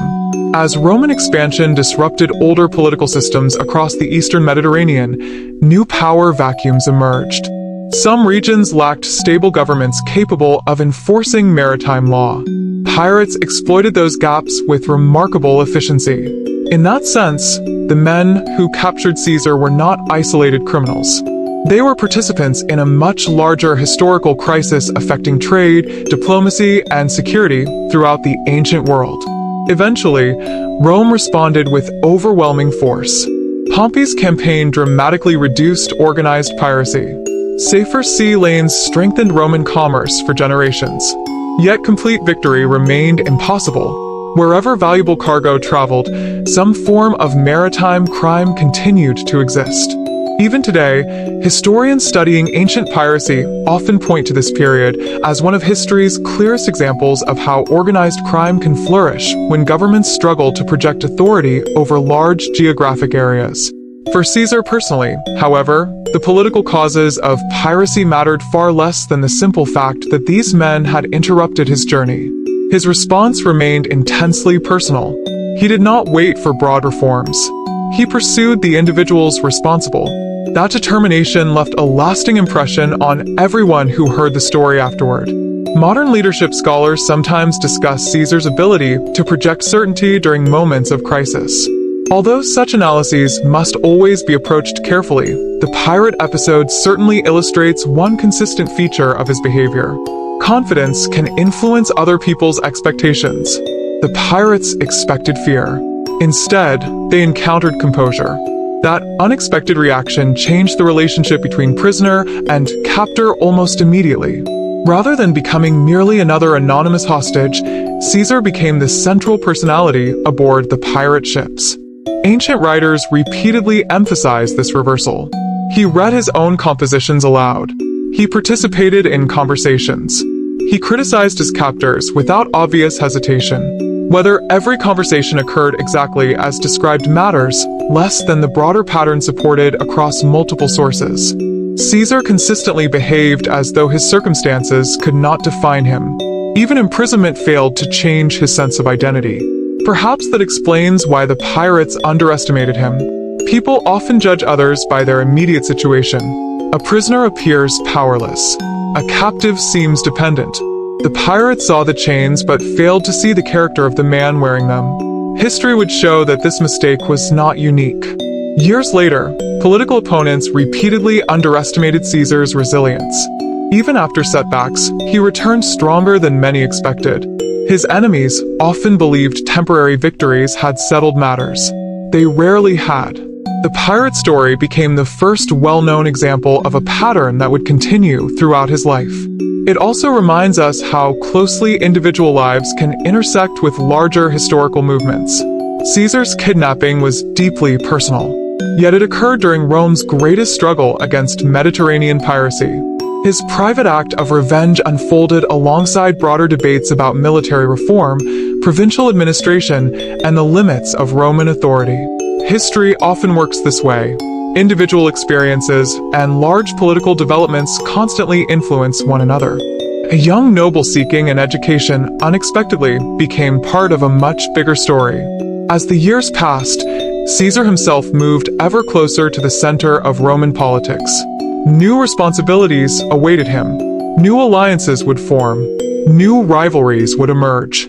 The Mediterranean adventure that had once dominated his thoughts gradually became only one chapter in a life growing increasingly extraordinary. Yet it remained unforgettable because it captured the essence of a man who refused to allow chance, danger, or humiliation to determine his future. The pirates believed they had written the final chapter of a profitable kidnapping. In reality, they had only written the opening pages of one of history's most remarkable lives. As Julius Caesar's influence continued to grow, the memory of the pirates slowly became just one episode among many remarkable stories attached to his name. New generations of Romans began to know him less as the young noble who had hunted down his kidnappers and more as a politician whose ambitions seemed to have no limits. Yet the pirate incident remained surprisingly relevant. Not because it changed Roman law, not because it transformed Mediterranean trade, but because it revealed habits of mind that never disappeared. When Caesar believed something needed to be done, he preferred immediate action over lengthy discussion. When he made a promise, whether to allies or enemies, he generally intended to keep it. And when confronted with danger, he rarely allowed fear to become visible. These traits appeared repeatedly as he advanced through the Roman Republic. By the early 60s BC, Caesar had become increasingly active in public life. He served in important magistracies, delivered speeches before Roman assemblies, and strengthened relationships with influential political figures. Every office he held expanded both his experience and his network of supporters. Roman politics demanded constant visibility. A politician who disappeared from public attention risked being forgotten. Caesar understood this better than most. He sponsored public games. He invested heavily in buildings and ceremonies. He spoke frequently before the people. These activities often required enormous sums of money, much of it borrowed. To many observers, his spending appeared reckless. His debts climbed higher each year. Friends occasionally questioned whether he had gone too far. His enemies predicted financial ruin, but Caesar viewed debt differently. He believed future success would provide opportunities to repay everything. It was another example of his willingness to accept present risks for future rewards. The same confidence that had led him to pursue pirates with a small fleet now shaped his political decisions. He trusted his own judgment, sometimes more than conventional wisdom. That confidence attracted followers. People admired leaders who appeared certain of themselves. Soldiers especially respected commanders who projected calm during uncertainty. Long before Caesar won his greatest battles, he had already developed the ability to convince others that success remained possible even in difficult circumstances. Ancient writers frequently described this quality. When challenges appeared overwhelming, Caesar often behaved as though solutions already existed. This attitude inspired confidence among those around him. The pirate episode may be the earliest surviving illustration of this characteristic. Most captives would have focused entirely on surviving. Caesar was already thinking about what would happen after his release. His attention remained fixed on the future rather than the present. That perspective became one of his defining strengths. Historians also note another interesting feature of the story. Caesar never allowed captivity to damage his dignity. Roman aristocratic culture placed enormous importance on personal honor. Public embarrassment could have lasting political consequences. Instead of appearing humiliated, Caesar transformed the entire experience into a demonstration of courage. By capturing the pirates almost immediately after his release, he controlled the narrative before others could interpret the event differently. This instinct for shaping public perception became increasingly important throughout his career. He understood that victories needed to be seen as victories. Achievements needed witnesses. Stories mattered. Few ancient leaders appreciated the power of reputation as clearly as Caesar. Later, during his campaigns in Gaul, he would write detailed accounts of his own military operations. These works, known today as the commentaries on the Gallic War, were not merely military reports. They also influenced public opinion in Rome. Readers encountered Caesar largely through his own carefully crafted descriptions. His writing style was famously clear, restrained, and direct. Modern scholars still admire its precision. Although he rarely exaggerated openly, he understood exactly how to present events in ways favorable to his reputation. The confidence shown aboard the pirate ships eventually found expression through both words and actions. Meanwhile, the Mediterranean entered a period of increasing Roman dominance. The great pirate networks that had terrorized travelers during Caesar's youth no longer posed the same threat after Pompey's campaign. Trade expanded. Harbors grew busier. The sea became more secure than it had been in generations. Ironically, Caesar's famous kidnapping occurred during the final years of piracy's greatest strength. Had he made the same journey only a decade later, the encounter might never have happened. Timing often shapes history in unexpected ways. For the pirates themselves, the consequences were final. The particular crew that captured Caesar disappeared from history after their execution. Their names remain unknown. Their ships have left no trace. Archaeologists cannot identify the exact vessel that once carried one of Rome's future leaders as a prisoner. Wood rots. Harbors change. Storms reshape coastlines. The physical evidence vanished long ago. Only the written accounts preserved the memory. Those accounts survive because later generations copied them carefully across centuries. Monks in medieval scriptoria reproduced ancient manuscripts by hand. Renaissance scholars search libraries for forgotten texts. Modern historians compare surviving copies, correcting errors introduced by generations of copying. Without that extraordinary chain of preservation, the story of Caesar and the pirates might have disappeared forever. It is remarkable to think that a conversation aboard a small pirate vessel in the 1st century BC can still be discussed today because countless unknown scribes believed ancient history deserved to be saved. Every surviving sentence represents centuries of careful transmission. Of course, historians remain cautious. Ancient biographies were not modern investigative journalism. Authors sometimes arrange stories to emphasize moral lessons or illustrate character. Plutarch openly stated that he cared more about revealing personality than recording every historical detail. He compared himself to a portrait painter. A portrait does not reproduce every feature equally. Instead, it captures the expressions that reveal character. That approach explains why the pirate story occupies such a prominent place in Caesar's biographies. Whether every conversation happened exactly as described matters less than the consistent portrait emerging from multiple ancient authors. A fearless young noble, an unwavering confidence, a determination to fulfill every promise. These qualities appear not only during the pirate episode, but throughout Caesar's entire public life. As historians piece together the evidence, the broad outline remains remarkably convincing.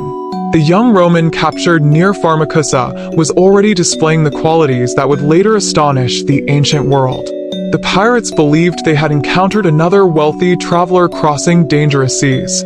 Instead, they had unknowingly interrupted the early journey of a man whose decisions would soon alter the future of Rome itself. By the middle of the 1st century BC, Julius Caesar had become far more than an ambitious young politician. He had risen through Rome's public offices, strengthened powerful political alliances, and earned a reputation that reached every corner of the Republic. To many Romans, he represented energy, confidence, and bold leadership. To others, he represented a man whose ambition might eventually become dangerous. Those conflicting opinions would shape the rest of his life. Looking back, it is striking how many of those impressions can already be seen in the story of the pirates. Supporters later pointed to the episode as proof of extraordinary courage.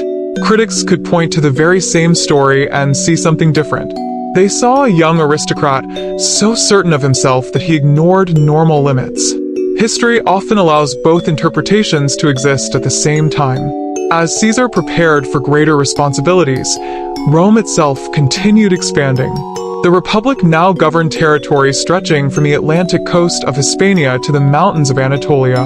Managing such an enormous state required capable administrators, experienced generals, and reliable provincial governors. It also required enormous military resources. Among Rome's most challenging frontiers lay the vast lands north of the Alps. These regions, known broadly to the Romans as Gaul, were home to many Celtic peoples living in independent tribal societies. Some maintained peaceful relations with Rome. Others resisted Roman influence. Political alliances shifted constantly. Border disputes were common. Roman leaders viewed the region with both opportunity and concern. For Caesar, Gaul would become the stage upon which his reputation grew beyond anything he had previously achieved. In 58 BC, after completing his consulship, Caesar received command over several provinces, including Cisalpine Gaul and Illyricum, with Transalpine Gaul soon added to his authority. This command brought him something every ambitious Roman sought: an army. Roman politics and military success were closely connected. Victorious generals gained prestige. Prestige attracted supporters. Supporters strengthened political influence. Caesar understood the possibilities immediately. His campaigns in Gaul would continue for years and eventually become some of the most carefully documented military operations of the ancient world. The commentaries on the Gallic War, written by Caesar himself, remain among the finest surviving examples of Latin prose. Although they naturally present events from his own perspective, they also provide extraordinary insight into Roman military organization and strategy. Readers often notice a familiar quality within these writings: calm confidence. Even during difficult situations, Caesar rarely sounds uncertain. He describes obstacles carefully, explains his decisions logically, and emphasizes swift action. The same mindset appears remarkably consistent with the young man who refused to panic aboard a pirate ship decades earlier. His circumstances had changed dramatically. His personality had not. During the Gallic campaigns, Caesar repeatedly encountered situations that demanded rapid judgment. Entire tribal coalitions formed against Rome. Unexpected uprisings threatened supply lines. Rivers had to be crossed quickly. Fortifications had to be constructed under pressure. Weather complicated operations. Yet again and again, Caesar responded with speed rather than hesitation. Ancient military historians have long admired his ability to adapt. He gathered intelligence constantly. He questioned local guides. He studied geography.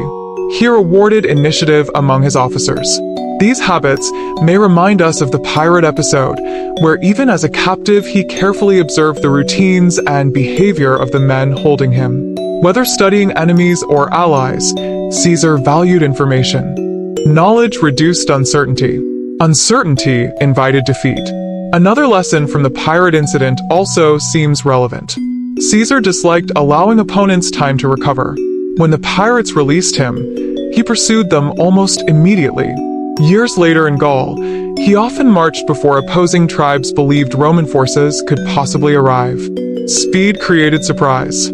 Surprise created advantage. This approach became one of the defining characteristics of his command. His soldiers gradually developed immense confidence in their general. They learned that Caesar expected difficult tasks to be accomplished. Bridges were built across major rivers in astonishingly short periods. Long marches covered remarkable distances. Winter campaigns began when many enemies assumed fighting had ended for the season. The Roman legions followed because experience repeatedly proved that Caesar's bold decisions often succeeded. Of course, success carried consequences beyond the battlefield. Every victory increased Caesar's popularity in Rome. Reports of conquered territories, captured standards, and defeated tribal confederations reached the capital regularly. Public celebrations honored military achievements. Political supporters praised his leadership. At the same time, some senators became increasingly uneasy. A successful general commanding loyal armies possessed enormous influence. Rome's political system had always feared excessive concentration of power. The Republic depended upon balance among competing magistrates. Caesar's growing prestige threatened that balance in ways not everyone welcomed. Among those watching carefully was Pompey the Great. Years earlier, Pompey had eliminated the great pirate threat across the Mediterranean. At that time, he and Caesar had cooperated politically. Both benefited from their alliance within the first triumvirate, alongside the immensely wealthy Marcus Licinius Crassus. But alliances built upon shared interests often weaken when circumstances change. Crassus died during the disastrous campaign against Parthia in 53 BC. Without him, the relationship between Caesar and Pompey gradually deteriorated. Political disagreements became personal rivalries. Supporters divided into opposing camps. The Republic moved steadily toward confrontation. Looking back from this point in history, the pirate story takes on another layer of meaning. When Caesar had been kidnapped, the conflict involved a handful of sea raiders. Now his future opponents would include some of the most powerful men in Rome. The scale had changed beyond recognition, yet the essential challenge remained familiar. Others believed they could limit Caesar's future. Caesar believed otherwise. The confidence that had once unsettled pirates would soon unsettle senators as well. His remarkable journey from captive traveler to Rome's most celebrated commander was no longer a distant possibility. It was becoming reality before the eyes of the ancient world. By 50 BC, Julius Caesar stood at the height of his military reputation. After nearly a decade of campaigning in Gaul, he had expanded Roman control over an immense territory stretching from the Alps to the Atlantic Ocean. His legions had crossed rivers that many believed impossible to bridge. They had marched through dense forests, defeated powerful tribal coalitions, and even carried out expeditions across the Rhine into Germanic lands and across the English Channel to Britain. Whether every campaign achieved lasting political success is still debated by historians, but one fact is beyond dispute. Caesar had become one of the most famous generals in Rome. His victories brought enormous wealth. Captured treasure flowed back into Roman territory. His soldiers earned rewards and developed fierce loyalty toward the commander who had led them through years of hardship. Every campaign strengthened the bond between Caesar and his legions. This loyalty would soon become one of the defining forces in Roman history. Meanwhile, political tensions in Rome continued to grow. The alliance that had once connected Caesar and Pompey had effectively collapsed. Pompey increasingly aligned himself with influential members of the Senate. Many senators had begun to fear Caesar's growing popularity. They admired military success, but they also worried that no single Roman should possess so much influence. The Republic had always been suspicious of kings. Rome had overthrown its monarchy centuries earlier, and its political traditions were built upon preventing one individual from holding unlimited authority. To many senators, Caesar's achievements in Gaul appeared less like the triumphs of a loyal servant of the Republic and more like the rise of a man whose ambition might eventually threaten it. Negotiations between Caesar and the Senate became increasingly difficult. The central disagreement concerned his command. Caesar wished to retain certain legal protections while seeking another consulship. Many of his political opponents insisted that he first surrender command of his army. On the surface, this sounded like a constitutional question. In reality, it involved trust. Caesar feared prosecution if he returned to Rome as a private citizen, without political protection. His enemies feared allowing him to retain military power while pursuing higher office. Neither side trusted the other. Compromise became increasingly unlikely. Historians have debated for centuries whether civil war could still have been avoided. Ancient sources describe negotiations, proposals, and counter-proposals. Both Caesar and his opponents claimed they sought peace. Both accused the other side of forcing confrontation. The surviving evidence does not allow simple conclusions. Political crises rarely result from one decision alone. Instead, years of rivalry, misunderstanding, ambition, and mutual suspicion gradually narrowed the available choices. For Caesar personally, however, one principle remained remarkably consistent. He disliked surrendering the initiative. The pirate episode years earlier had demonstrated this tendency on a small scale. Once released, he pursued his captors immediately. Now, facing political isolation, he once again believed delay favored his opponents. In January of 49 BC, Caesar made the decision that would forever define his political career.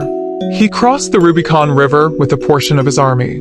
The Rubicon marked the legal boundary between his provincial command and Italy proper. Roman law prohibited governors from bringing armies into Italy without authorization. Crossing that boundary transformed a political dispute into open civil war. Ancient writers later attached one of history's most famous phrases to this moment. According to tradition, Caesar declared, "The die is cast." Whether those exact words were spoken remains uncertain. Ancient historians often preserved memorable quotations that reflected the significance of events rather than providing verbatim transcripts. What is certain is that Caesar crossed the river. Once he did, there could be no easy return. His opponents reacted quickly. Pompey and many senators left Rome, believing they could regroup elsewhere and assemble larger military forces. Caesar advanced rapidly through Italy.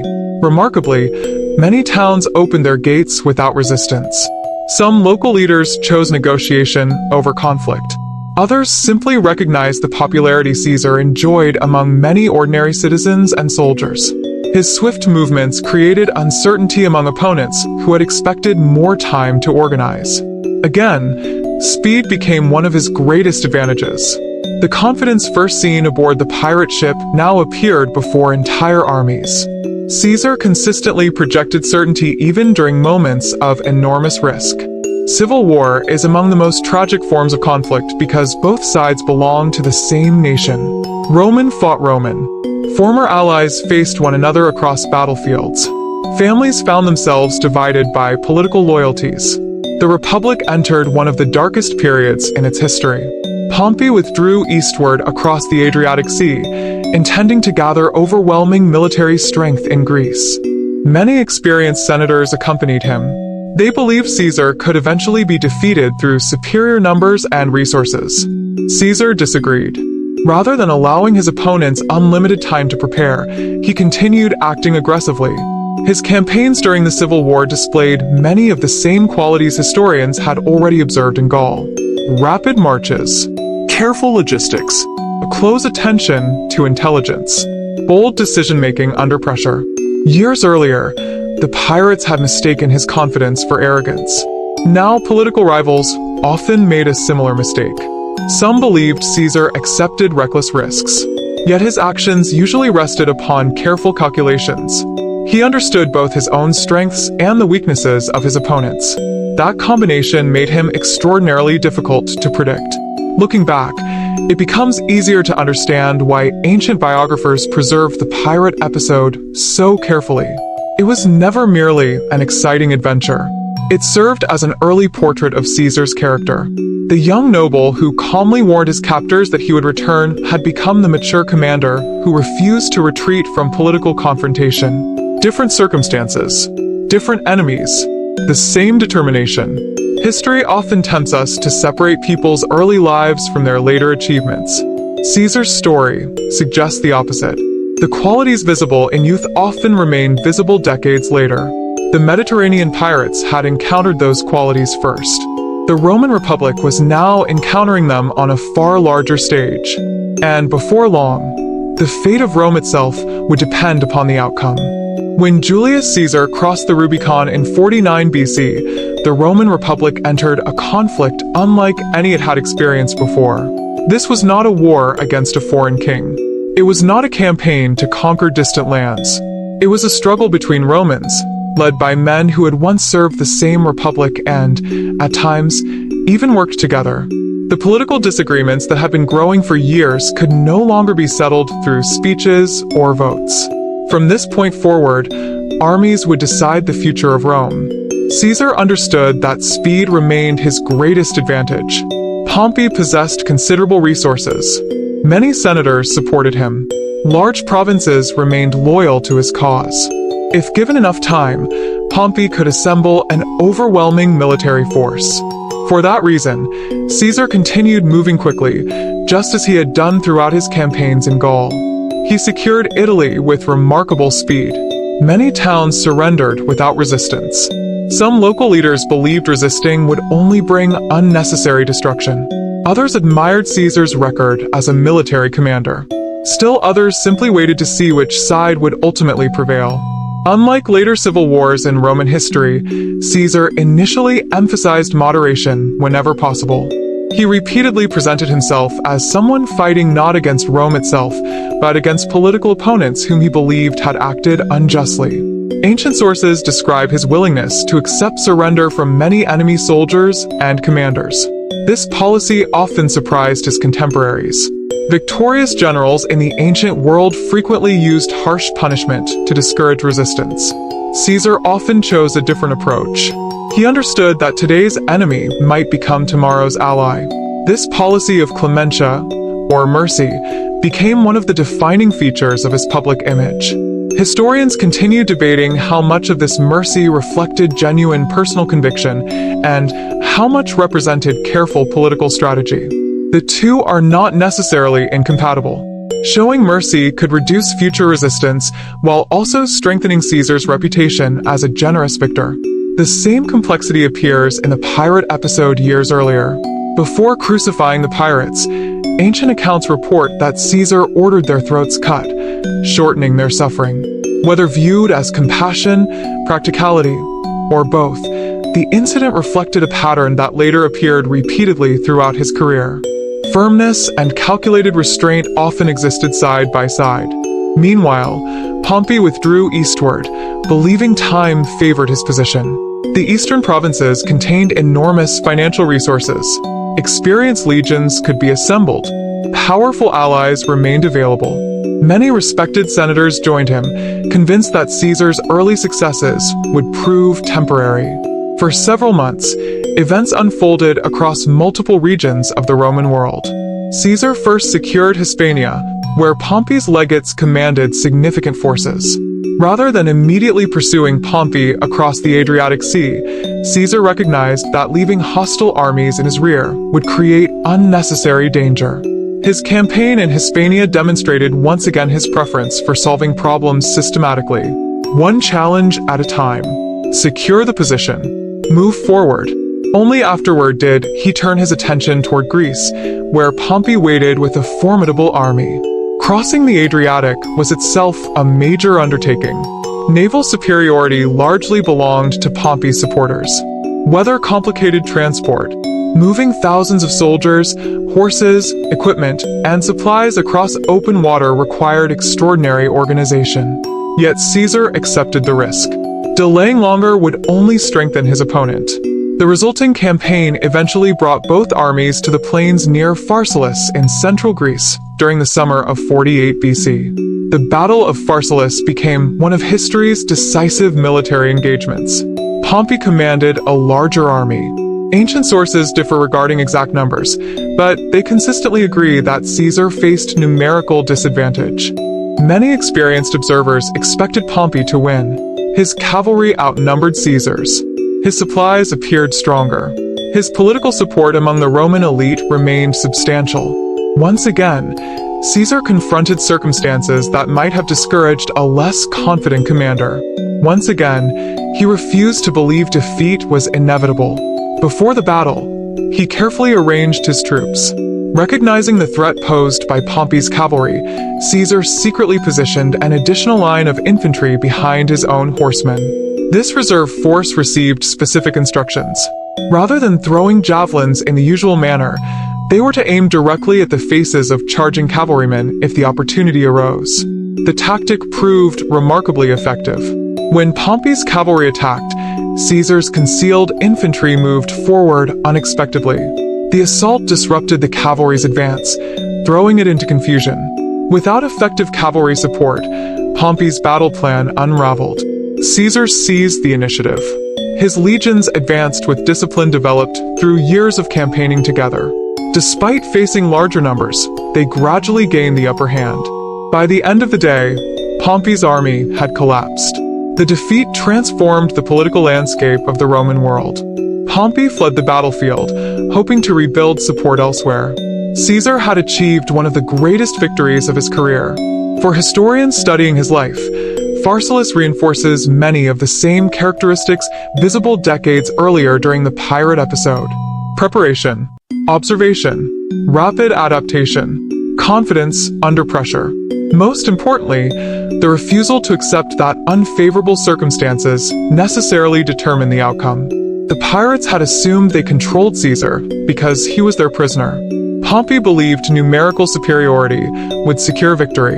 In both cases, Caesar overturned expectations through decisive action and careful planning. Of course, Pharsalus did not immediately end the civil war. Several campaigns still remained. Important political questions were unresolved. The Republic itself had been deeply transformed by years of conflict. But one fact had become increasingly difficult to deny. The ambitious young noble once captured near Pharmacusa now stood as the most powerful military leader in the Roman world. The journey from hostage to victorious commander had taken less than 3 decades. Along the way, nearly every challenge placed before him had strengthened rather than diminished his reputation. The pirates had unknowingly witnessed the beginning of that remarkable transformation. The Roman Republic was now witnessing its consequences. After the Battle of Pharsalus, the civil war was far from over. Pompey the Great had escaped the battlefield, but his defeat had fundamentally altered the balance of power. For decades, Pompey had been celebrated as one of Rome's greatest commanders. He had defeated powerful enemies, cleared the Mediterranean of large pirate fleets, expanded Roman influence in the east, and earned the title Magnus, the Great. Now, for the first time, he was a man in flight. Pompey understood that remaining in Greece was impossible. His army had disintegrated. Many of his supporters had been killed, captured, or scattered. Those who survived searched desperately for places where resistance might continue. Pompey himself looked toward Egypt. At first glance, the decision made sense. The ruling Ptolemaic dynasty owed much of its position to earlier Roman involvement. Pompey believed old friendships and political obligations might secure him refuge while he rebuilt his fortunes. Instead, the decision led to one of the most tragic moments in Roman history. When Pompey's ship approached the Egyptian coast in 48 BC, advisors serving the young king Ptolemy XIII faced a difficult choice. Supporting Pompey might anger Caesar if Caesar ultimately prevailed. Supporting Caesar too openly might also prove dangerous if Pompey recovered. Seeking what they believed was the safest political solution, members of the Egyptian court decided to eliminate the problem entirely. As Pompey stepped into a small boat sent from shore, he was attacked and killed before reaching land. His body was left on the beach. His head was severed. To those responsible, the act seemed politically practical. They believed Caesar would welcome the death of his greatest rival. They misunderstood the situation completely. When Caesar arrived in Egypt shortly afterward, he was presented with Pompey's severed head. Ancient historians, including Plutarch and Suetonius, describe Caesar's reaction in similar terms. Rather than celebrating, he was deeply disturbed. Pompey had been his son-in-law through Caesar's daughter Julia. They had once governed Roman politics together. Although civil war had made them enemies, Pompey remained one of Rome's greatest citizens. According to the surviving accounts, Caesar turned away in grief when the head was presented to him. Whether every detail occurred exactly as later writers described cannot be known with complete certainty. Ancient historians often emphasized emotional moments. Yet there is little reason to believe Caesar viewed the assassination as a victory. Pompey defeated in battle was one thing. Pompey murdered while seeking refuge was another. Caesar reportedly ordered that Pompey receive honorable funeral rites. The episode reflected a pattern visible throughout his career. He preferred defeating opponents openly rather than through treachery. His victory at Pharsalus had already settled the military question. The assassination added nothing except unnecessary cruelty. For Caesar, however, Egypt soon became a crisis of its own. The Ptolemaic kingdom was already divided by internal conflict. The young king Ptolemy XIII and his sister, Cleopatra VII, were competing for the throne. Both claimed the right to rule. Both sought Roman support. When Caesar entered Alexandria, he found himself drawn into a dispute that was not originally his own. The political situation became increasingly unstable. Alexandria was one of the greatest cities of the ancient world. Founded by Alexander the Great nearly 3 centuries earlier, it served as a center of learning, commerce, and culture. Its famous library attracted scholars from across the Mediterranean. Its harbor connected Egypt with international trade. Control of Egypt meant access to immense agricultural wealth, especially grain that helped feed Rome. Caesar quickly recognized that stability in Egypt mattered politically as well as economically. The conflict between Cleopatra and Ptolemy soon escalated into open fighting. Ancient tradition preserves one of history's most famous stories from this period. Cleopatra, seeking a private audience with Caesar, was secretly brought into his quarters wrapped inside bedding or a large cloth sack, depending on the ancient source. The dramatic image has inspired artists for centuries. Whether every detail unfolded exactly as described remains uncertain, but ancient writers agree that Cleopatra successfully gained direct access to Caesar. The meeting changed both Egyptian and Roman history. Caesar ultimately supported Cleopatra's claim to the throne. Military conflict followed inside Alexandria itself. Roman forces found themselves engaged in difficult urban fighting. The situation became dangerous enough that Caesar temporarily faced serious risk. At one point during the fighting near the harbor, ancient sources report that he escaped by swimming after abandoning his cloak while carrying important documents above the water. The famous story illustrates once again his willingness to remain personally involved during moments of crisis. Eventually, reinforcements reached Egypt. Caesar's forces defeated those loyal to Ptolemy XIII. The young king died while attempting to flee across the Nile. Cleopatra became queen, ruling alongside her younger brother Ptolemy XIV according to Egyptian custom. Her alliance with Caesar would later become one of the most discussed relationships in ancient history. For the moment, however, Caesar's immediate concern remained securing Roman interests rather than beginning a permanent stay in Egypt. Even after Pharsalus and Alexandria, the civil war had not completely ended. Supporters of Pompey continued organizing resistance elsewhere. North Africa remained hostile. Spain would later become another battleground. Caesar could not remain in Egypt indefinitely. His victories had been remarkable, but unfinished conflicts still demanded attention. Looking back over these events, historians often notice a striking continuity. The man who once refused to be intimidated by pirates continued approaching each new crisis with the same determination. Unexpected setbacks did not cause paralysis. They demanded action. Danger required decisions. Whether confronting kidnappers in the Mediterranean, rival generals in Greece, or political instability in Egypt, Caesar displayed an extraordinary confidence in his ability to shape events. That confidence repeatedly altered the course of history. Yet with every victory, another reality became increasingly clear. The more successful Caesar became, the more difficult it would be for the Roman Republic to return to its old political balance. The young traveler whom pirates had once viewed as a profitable hostage was now becoming a figure whose influence reached from the Atlantic coast of Europe to the fertile banks of the Nile. His greatest triumphs still lay ahead. So, too, did the dangers that no military victory could prevent. By the time Julius Caesar left Egypt, he had defeated one rival, settled a royal succession, and strengthened Rome's influence over one of the richest kingdoms in the Mediterranean.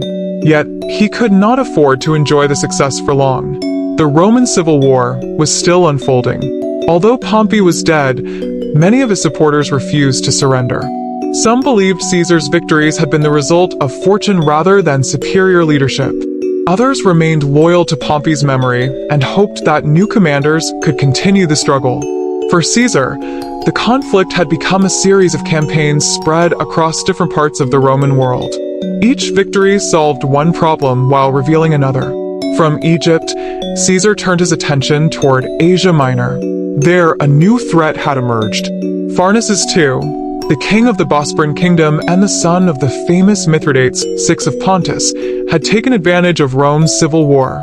Believing that Roman attention was focused elsewhere, he invaded territories that Rome considered under its protection. The timing was calculated. History often creates opportunities for ambitious rulers when larger powers become distracted. Pharnaces hoped Rome would be too divided to respond effectively. Instead, Caesar arrived. The campaign that followed was astonishingly brief.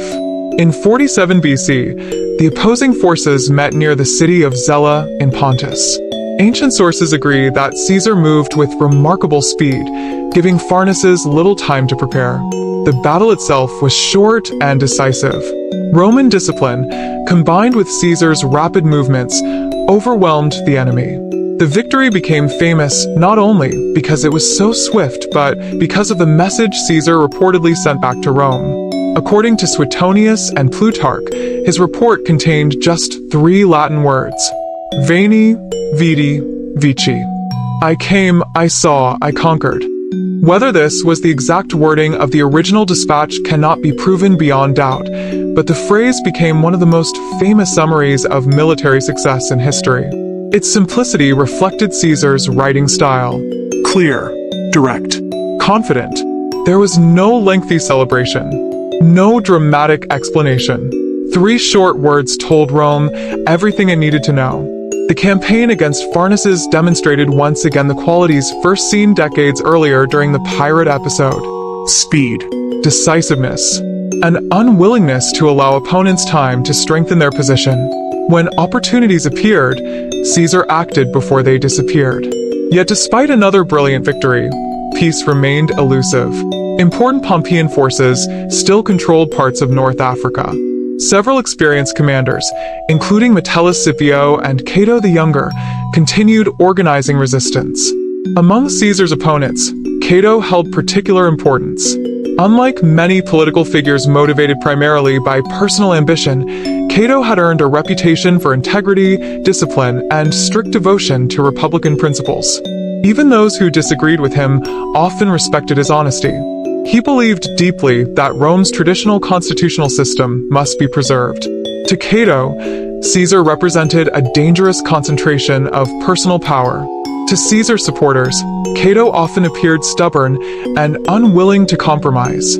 Ancient historians present both men with considerable admiration, even while recognizing that their visions for Rome had become impossible to reconcile. Their conflict reflected more than personal rivalry. It represented 2 competing ideas about leadership and government. In 46 BC, Caesar crossed into North Africa. The campaign culminated in the Battle of Thapsus. Once again, Caesar's forces emerged victorious. The defeat shattered organized resistance in the region. Many Pompeian leaders were killed or captured. Cato, refusing to live under Caesar's rule, took his own life at Utica. His death deeply affected Roman political thought. Supporters regarded him as a martyr for the Republic. Even Caesar, according to later traditions, admired aspects of Cato's character despite their lifelong political disagreements. Ancient writers suggest that Caesar was disappointed Cato chose death rather than accepting pardon. Throughout the Civil War, Caesar had repeatedly offered clemency to defeated Roman opponents. His willingness to forgive former enemies distinguished him from several earlier leaders who had relied upon widespread executions and confiscations. Not everyone accepted that mercy. Some believed accepting Caesar's forgiveness would imply acceptance of his political authority. For men like Cato, that was impossible. With North Africa secured, Caesar returned once more to Rome. Celebrations followed. Public triumphs honored victories in Gaul, Egypt, Pontus, and Africa. Crowds filled the streets. Captured treasures were displayed. Exotic animals, military trophies, and prisoners marched through elaborate processions. Roman triumphs were carefully designed public ceremonies celebrating military achievement. They reminded citizens of Rome's expanding power and of the commanders who had made those victories possible.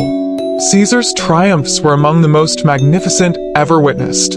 Yet they also revealed a growing political reality. No Roman citizen had accumulated such extraordinary success in so many different parts of the known world within a single career. His popularity reached unprecedented heights. His influence extended across the Republic. His soldiers adore him. Many ordinary citizens admired him. Some senators, however, became increasingly uneasy. The balance that had defined Republican politics for centuries appeared to be shifting. Even those who respected Caesar's military brilliance began asking difficult questions. Could the Republic continue functioning if one individual possessed so much authority? Would Caesar willingly surrender power after restoring stability? Or had Rome entered an entirely new political age? These questions became impossible to ignore. Ironically, the confidence that had once saved Caesar from being psychologically broken during pirate captivity now contributed to growing concern among his political opponents. He always appeared certain. He rarely hesitated. He consistently succeeded. Such qualities inspired enormous loyalty, but they could also inspire fear. History often places extraordinary individuals in situations where the same characteristics admired by supporters alarm their critics. By 46 BC, Julius Caesar stood at precisely that point. He had survived pirates, civil war, political rivalry, and countless military campaigns. He had defeated nearly every external challenge placed before him. The greatest threat remaining no longer came from distant kingdoms or enemy armies. It was beginning to grow much closer to home, within the very city whose future he believed he had saved. By 45 BC, Julius Caesar had defeated nearly every organized military force that still opposed him. One final major campaign remained.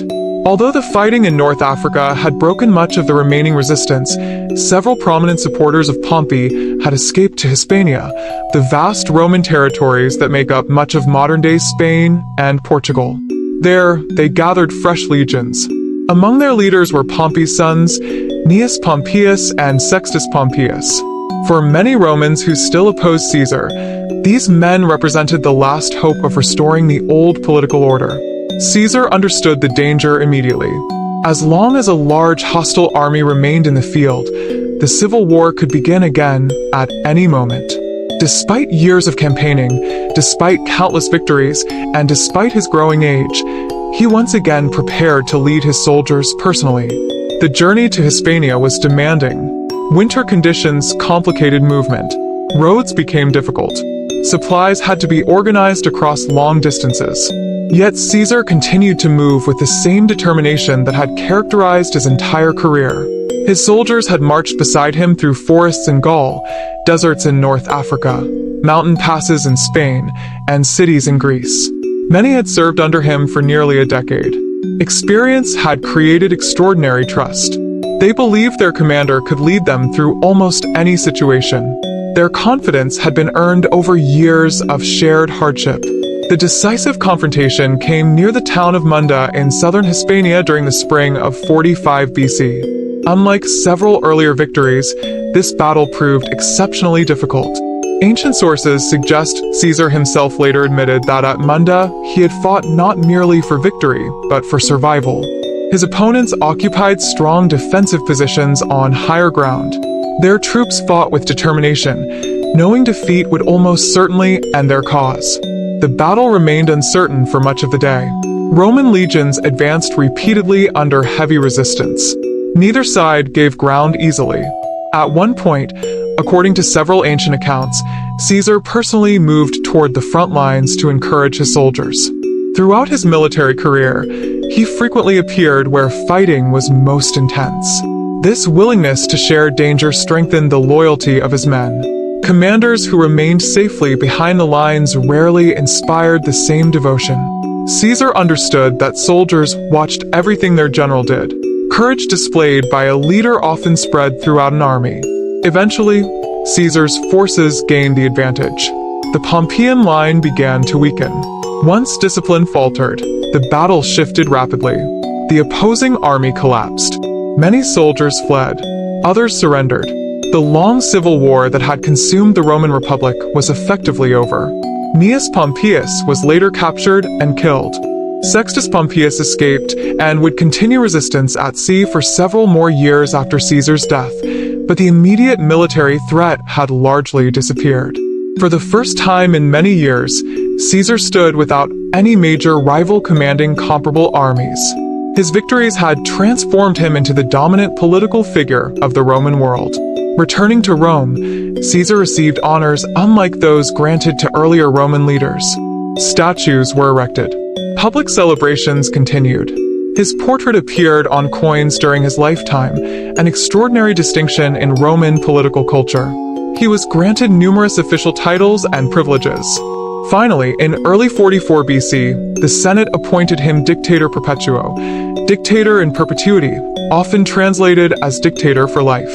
The office of dictator already existed within the Roman Republic. Traditionally, however, dictators served only for limited periods during emergencies. Caesar's appointment broke with that tradition. To many supporters, it offered stability after years of civil war. They believed Rome needed consistent leadership to rebuild. To many opponents, the decision represented something entirely different.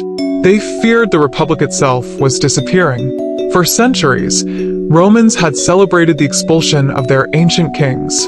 Political power had been deliberately divided among magistrates, assemblies, and the Senate to prevent permanent monarchy. Now one man held authority on a scale unseen for generations. Caesar insisted publicly that he sought only Rome's welfare. He introduced numerous reforms. He reorganized provincial administration. He settled veterans on land. He revised aspects of local government. Perhaps his most enduring reform was the calendar. The old Roman calendar had become badly misaligned with the solar year due to political manipulation and accumulated errors. Working with Egyptian astronomical knowledge, Caesar introduced the Julian calendar in 46 BC. The new system established a year of 365 days with a leap day added every fourth year. Its accuracy proved remarkable. Modified slightly in the 16th century to create the Gregorian calendar used today in most of the world, Caesar's reform influenced how humanity measures time for more than 2,000 years. This achievement alone would have secured his place in history. Yet political concerns continued growing. Some senators worried not only about Caesar's formal powers, but also about the symbolism surrounding him. Special seats, golden decorations, public honors, religious privileges. Each distinction appeared small by itself. Together, they suggested a level of personal authority unfamiliar to Republican traditions. Ancient writers record several incidents that fueled these anxieties. One involved a crown offered to Caesar during a public festival. According to surviving accounts, he refused it. Whether the event was carefully staged or entirely spontaneous remains debated among historians. Even so, rumors spread rapidly. Many Romans began asking uncomfortable questions. Did Caesar truly reject the idea of kingship? Or was public opinion simply not yet ready? The evidence does not permit simple answers. Caesar consistently denied seeking the title of king. At the same time, his accumulation of honors convinced many opponents that the Republic faced unprecedented danger. Ironically, the same confidence that had once astonished pirates aboard a lonely ship in the Mediterranean now unsettled Rome's political elite. Years earlier, they had laughed when a young captive calmly promised to return. Now, no one laughed when Julius Caesar spoke. His words carried the authority of the most powerful man in the Roman world. Yet power, however great, often creates fears equal to the loyalty it inspires. As Caesar planned further reforms, including campaigns he hoped to lead against the Parthian Empire in the east, a small group of senators quietly reached a conclusion that would change Roman history forever. They believed only one solution remained, and they began preparing for it in complete secrecy.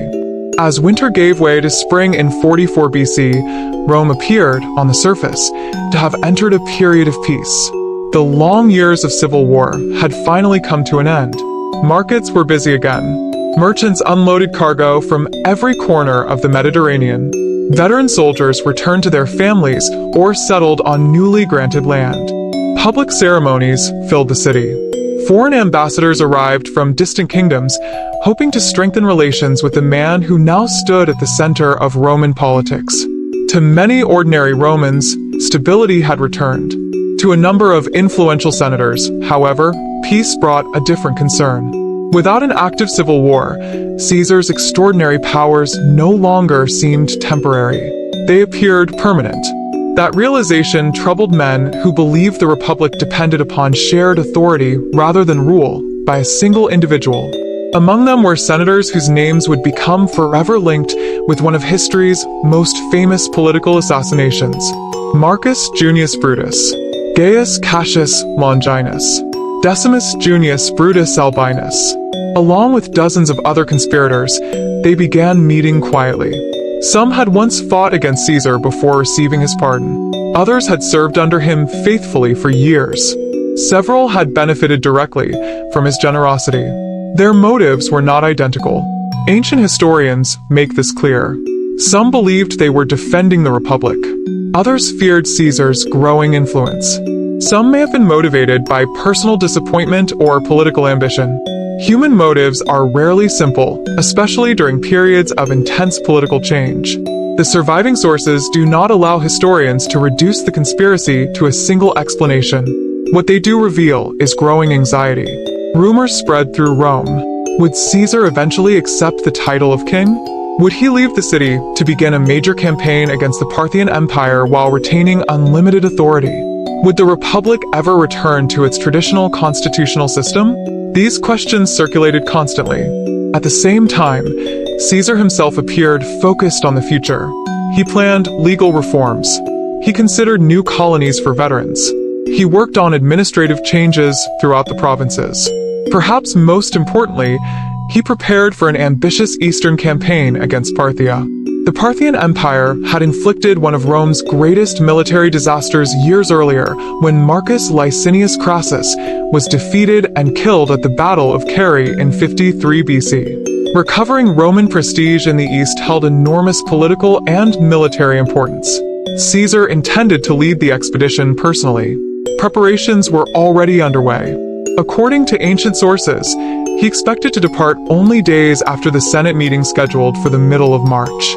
Time, therefore, became an important factor for the conspirators. If they intended to act, they believed the opportunity was rapidly disappearing. Several ancient writers preserve stories of warnings supposedly given to Caesar before his death.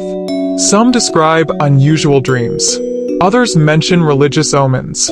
One famous tradition concerns a haruspices, a Roman religious official who interpreted signs from sacrificial animals, named Spurina. According to later accounts, Spurina warned Caesar to beware the Ides of March, the 15th day of the month. Historians approach these stories carefully. Many were written decades after the event. Ancient authors often included omens because audiences expected great historical moments to be accompanied by signs and prophecies.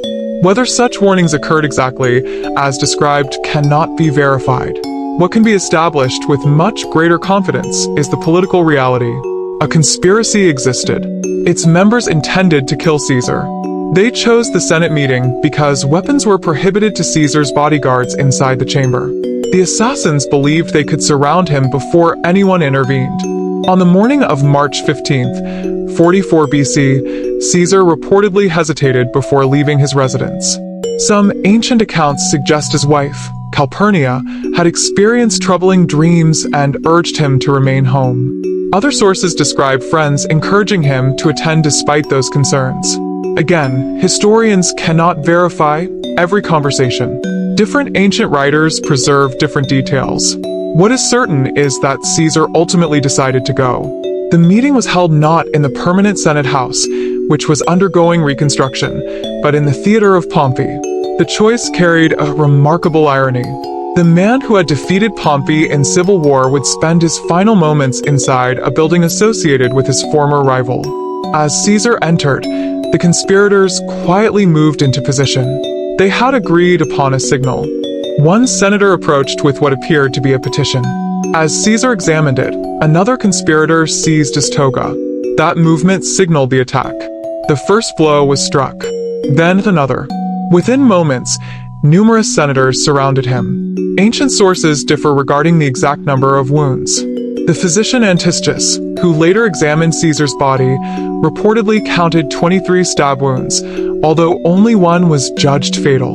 The attack unfolded with extraordinary speed. Chaos filled the chamber. Some senators fled in panic. Others froze in shock. The conspirators themselves accidentally wounded one another in the confusion. It was not a carefully choreographed execution. It was a desperate burst of violence. Perhaps the most famous question concerns Caesar's final words. Popular culture often repeats the phrase, "Et tu, Brute?"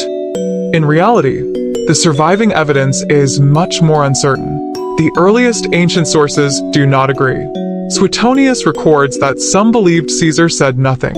Others reported that he spoke Greek words meaning, "You too, child," directed toward Brutus.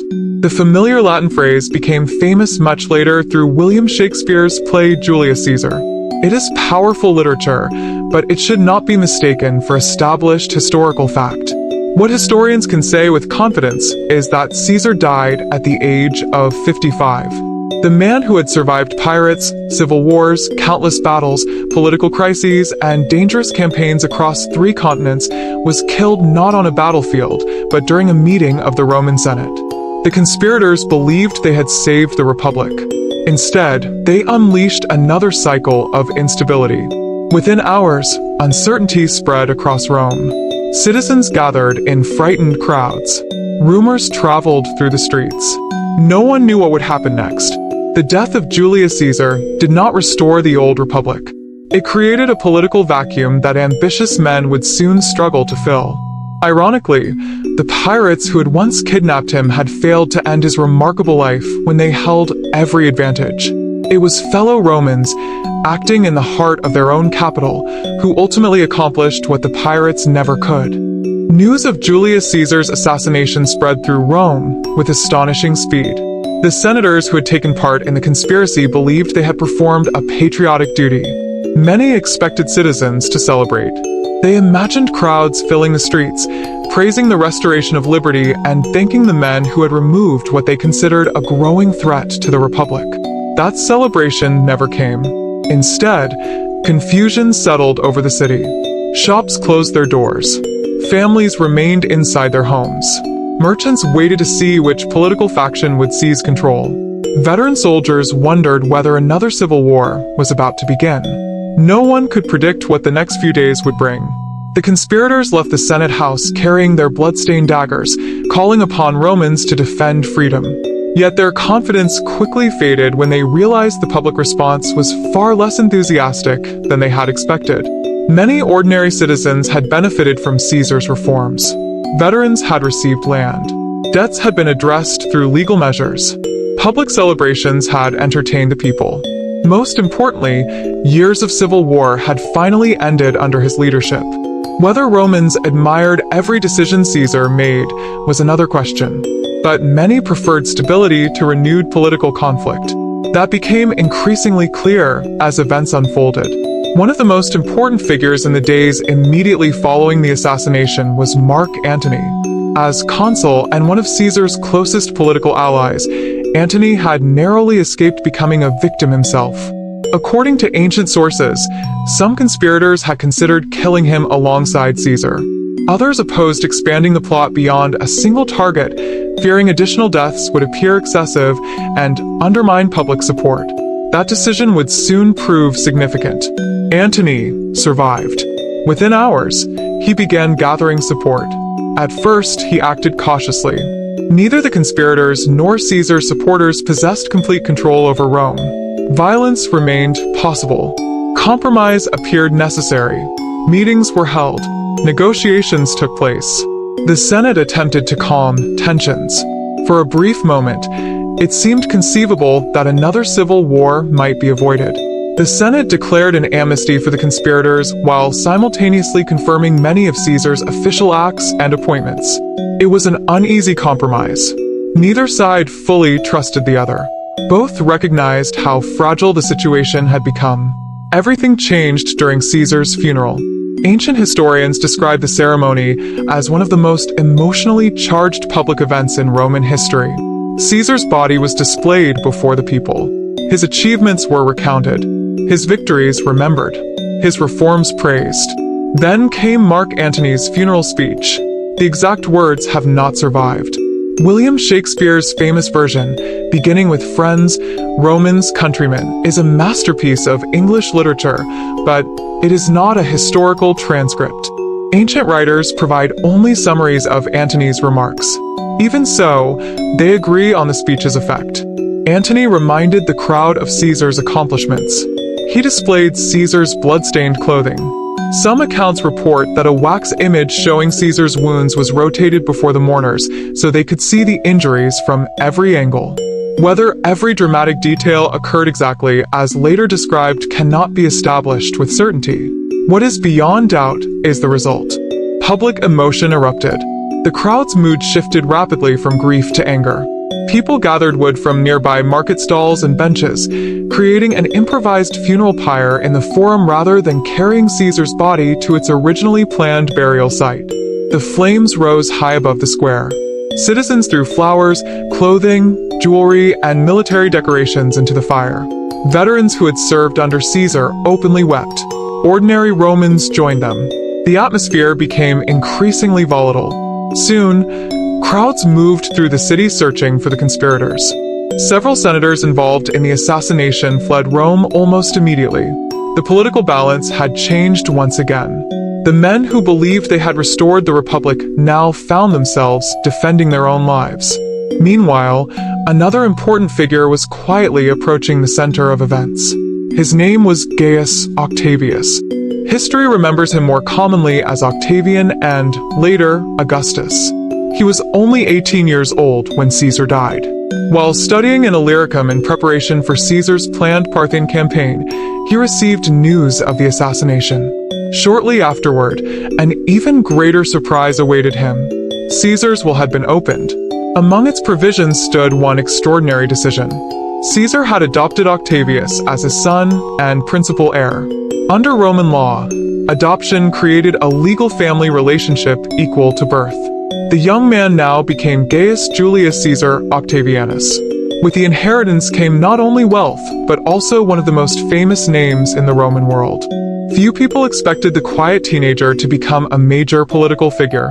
Many older statesmen dismissed him. Mark Antony initially underestimated him.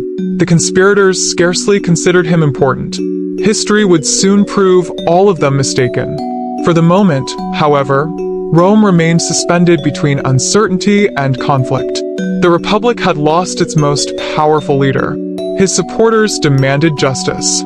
His killers claimed they had acted for liberty. No stable government yet existed. The civil war that many hoped had ended was beginning once again. Looking back across Caesar's remarkable life, the contrast is striking. As a young man, he had escaped pirates through determination and swift action. Decades later, he survived battles in Gaul, Greece, Egypt, Africa, and Spain. Again and again, he overcame dangers that appeared almost impossible. Yet the threat that ultimately ended his life emerged not from foreign enemies, but from fellow Roman senators convinced they were acting in defense of their country. The pirates who once captured Julius Caesar had underestimated the prisoner they held. The senators who killed him underestimated something equally important. They believed removing one man would restore the old republic. Instead, they had opened the door to an entirely new chapter of Roman history, one that would transform the Republic into an empire under Caesar's own adopted heir. In the days and weeks after Julius Caesar's funeral, Rome stood at a crossroads. The Republic had lost its most powerful leader, but no one agreed on what should come next. Every influential figure claimed to be acting in Rome's best interest. Every faction believed it understood the proper path forward. Beneath the speeches and public declarations, however, one reality remained impossible to ignore. Power had become the central question. Mark Antony expected to inherit Caesar's political influence. As consul and one of Caesar's closest associates during the Civil War, he possessed experience, military connections, and considerable popularity among Caesar's veterans. Many assumed he would naturally become the leading figure in Roman politics. Then the young Octavian arrived in Italy. Only 18 years old, he appeared an unlikely rival. He had little military experience. He had never held high public office. Older politicians viewed him as inexperienced and easy to control. Yet Octavian possessed two advantages that no one else could claim. He had legally inherited Caesar's name, and he had inherited Caesar's fortune. In Roman politics, family reputation carried enormous weight. By accepting his adoption, Octavian became Gaius Julius Caesar in the eyes of Roman law, although modern historians continue calling him Octavian during this period to avoid confusion. More importantly, he understood the emotional power of Caesar's memory.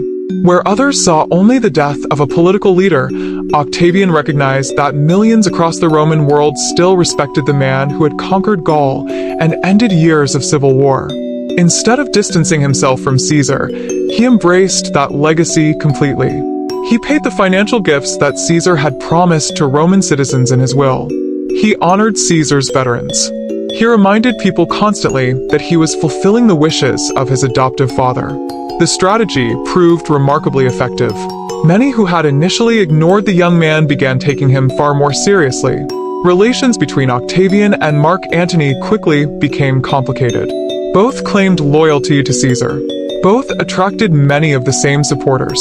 Both believed they possessed legitimate authority. Neither wished to surrender influence to the other. Political rivalry gradually replaced cooperation. At the same time, the conspirators who had assassinated Caesar were gathering forces in the eastern provinces. Marcus Junius Brutus and Gaius Cassius Longinus knew they could not rely on public opinion in Rome alone. They needed armies.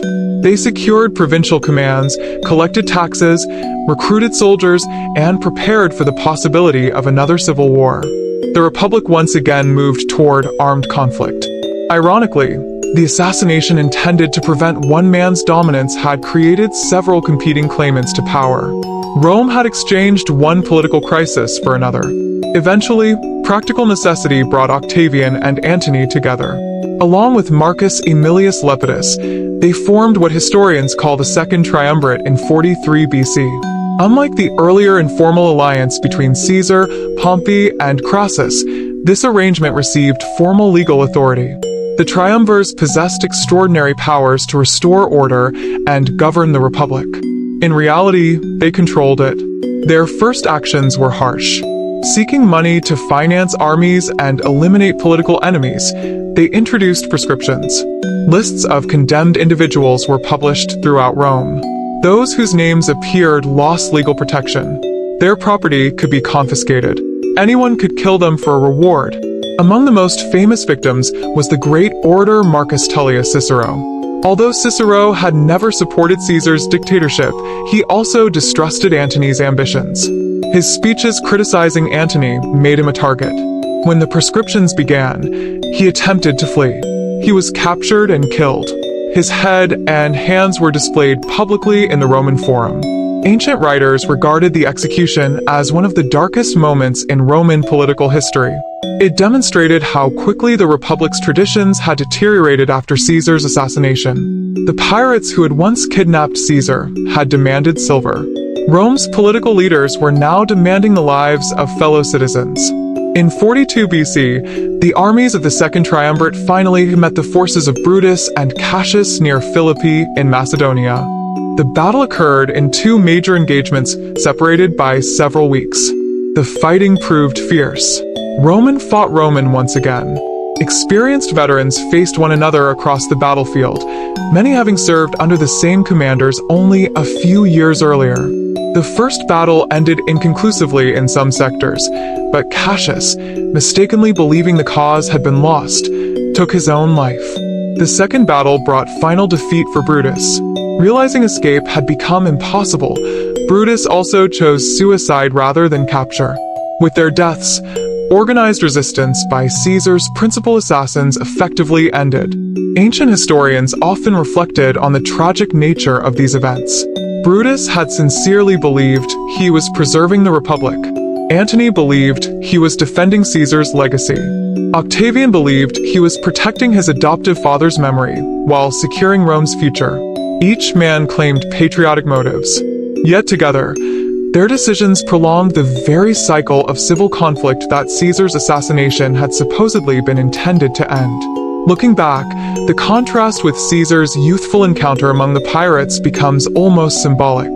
The pirates had operated outside Roman law, using violence for profit. The political struggles after Caesar's death unfolded inside the Republic itself, where senators, magistrates, and generals, all Roman citizens, used armies against one another in pursuit of competing visions for Rome. The Mediterranean had become safer than it had been during Caesar's youth. Large pirate fleets no longer dominated its waters. Yet the greatest danger to the Roman Republic no longer came from the sea. It came from within. The story that had begun with a young noble captured by pirates had grown into something far larger. Caesar's life had reshaped Roman politics.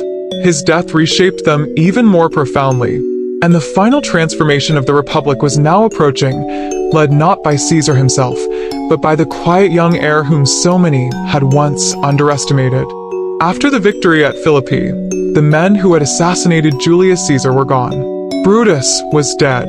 Cassius was dead. Most of their supporters had either fallen in battle, surrendered, or scattered across the Roman world. To many people, it seemed that peace might finally return. Instead, another struggle quietly began. The Second Triumvirate had been created to defeat Caesar's killers, but now that common purpose had disappeared. The three leaders, Octavian, Mark Antony, and Lepidus, still shared power on paper. In reality, each possessed different ambitions, different supporters, and different visions for Rome's future. The Roman world was divided between them. Lepidus controlled parts of North Africa. Antony took responsibility for Rome's eastern provinces.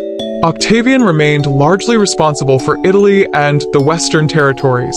At first, the arrangement appeared practical. Each leader faced enormous administrative challenges. Veterans expected land.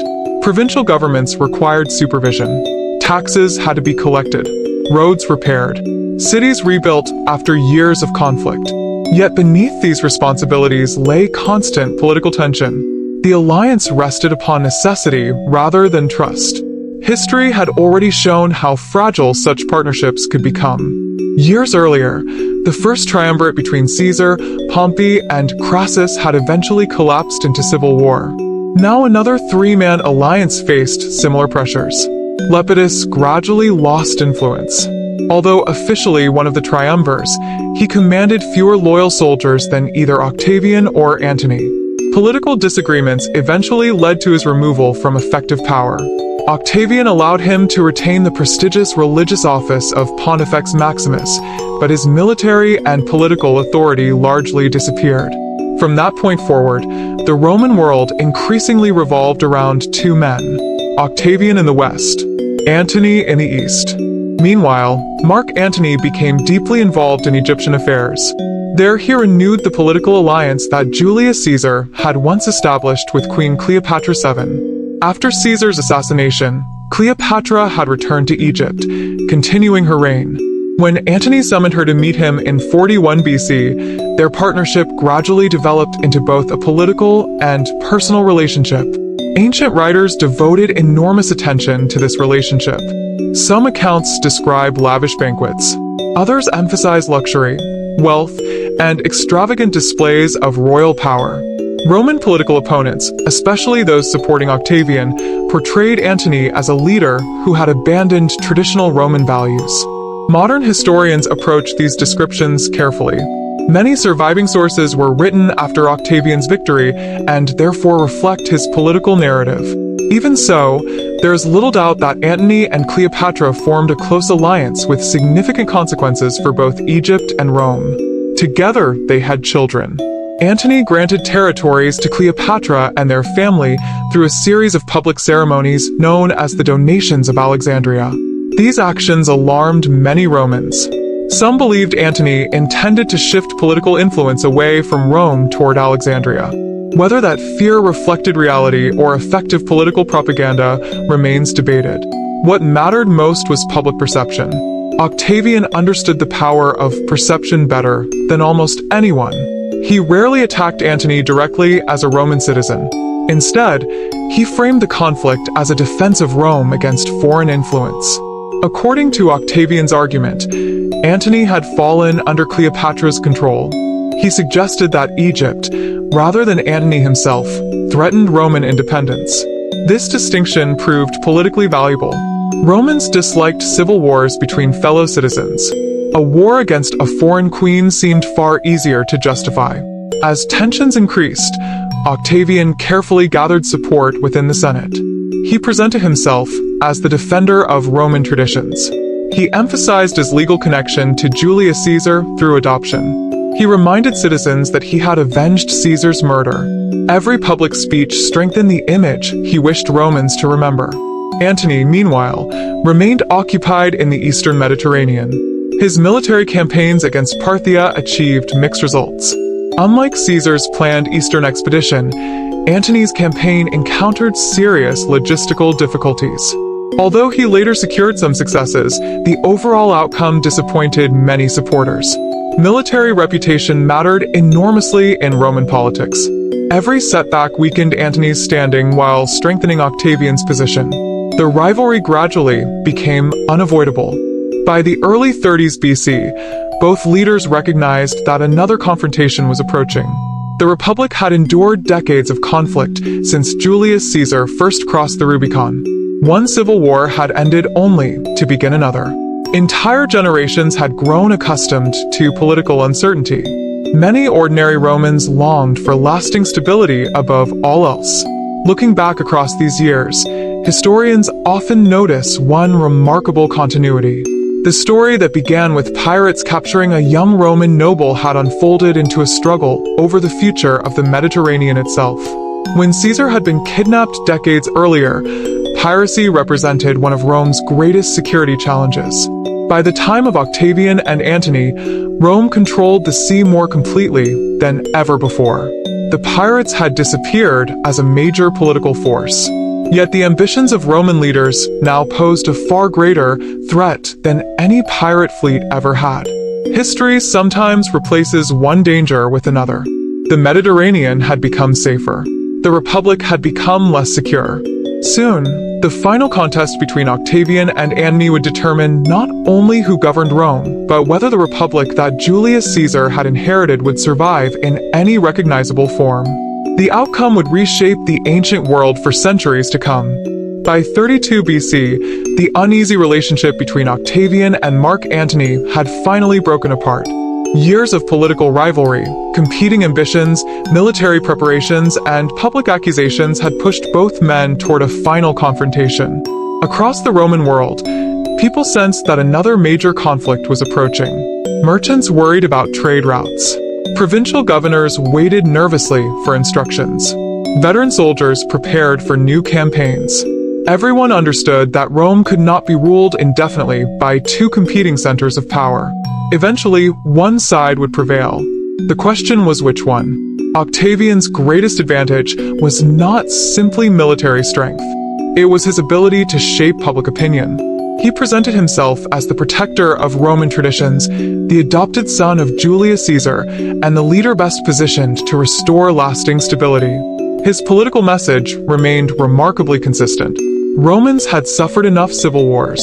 The Republic needed peace. The state needed order.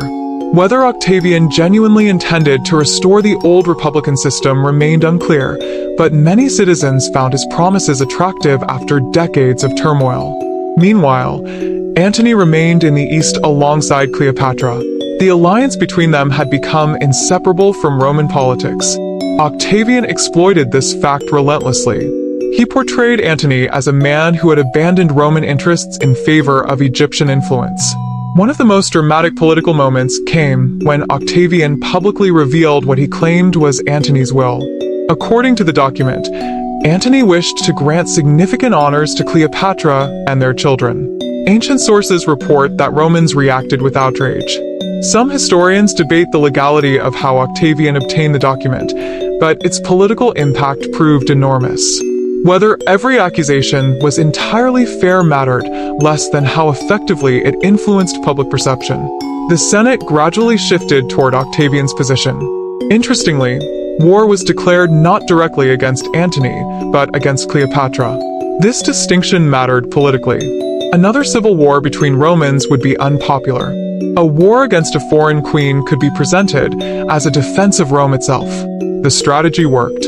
Support for Octavian grew. Preparations accelerated. The final confrontation arrived in 31 BC near the western coast of Greece. There, at the Gulf of Ambracia, lay the naval battlefield of Actium. The Battle of Actium would become one of the most decisive engagements in ancient history. Unlike many of Caesar's famous victories, which were fought primarily on land, Actium centered on fleets. Warships crowded the waters. Thousands of sailors and soldiers prepared for combat. The outcome would determine control of the Roman world. Antony and Cleopatra commanded a large fleet. Many of their ships were enormous, heavily built vessels carrying substantial numbers of troops. Octavian's forces were led in large part by his brilliant Admiral Marcus Vipsanius Agrippa. Agrippa remains one of the most capable military commanders of the ancient world, though he is often overshadowed by the fame of the men he served. Through careful planning, strategic positioning, and effective naval operations, Agrippa gradually placed Antony's forces in a difficult position. Supply problems worsened. Disease spread through crowded camps. Morale declined. When the battle finally began on September 2nd, 31 BC, both sides understood the stakes. Ancient accounts describe intense fighting across the water. Large ships maneuvered for position. Missiles filled the air. Boarding actions erupted whenever vessels collided. Yet the battle did not unfold as many expected. At a critical moment, Cleopatra's squadron broke through the fighting and headed toward open sea. Antony followed. Why exactly this happened remains one of the most debated questions in ancient history.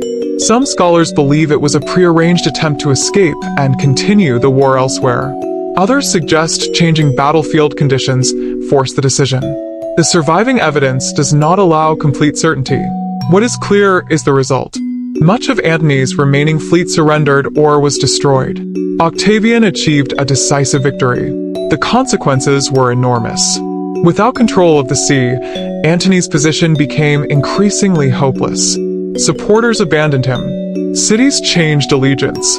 Provincial leaders recognized that Octavian now possessed overwhelming momentum. The following year, Octavian advanced into Egypt. As his forces approached Alexandria, resistance collapsed rapidly. Ancient sources report that Antony, mistakenly believing Cleopatra had died, took his own life. Cleopatra herself attempted negotiations, but soon recognized that her political options had disappeared. In August of 30 BC, she also died. The exact circumstances remain debated, though ancient tradition famously associates her death with the bite of an asp, a venomous snake. Modern historians remain cautious because the evidence is incomplete. Regardless of the method, the result was undeniable. The Ptolemaic kingdom, founded after the death of Alexander the Great nearly 3 centuries earlier, came to an end. Egypt became a Roman province. Octavian stood alone. For the first time in decades, no rival remained capable of challenging his authority. The long chain of conflicts that had begun during the final years of the Roman Republic was finally over. Looking back, the transformation is extraordinary. When Julius Caesar was captured by pirates near Pharmacusa, Rome was still governed by competing senators, ambitious generals, and fragile political alliances. Pirates threatened shipping lanes. Civil wars had not yet reached their most destructive phase. The future remained uncertain.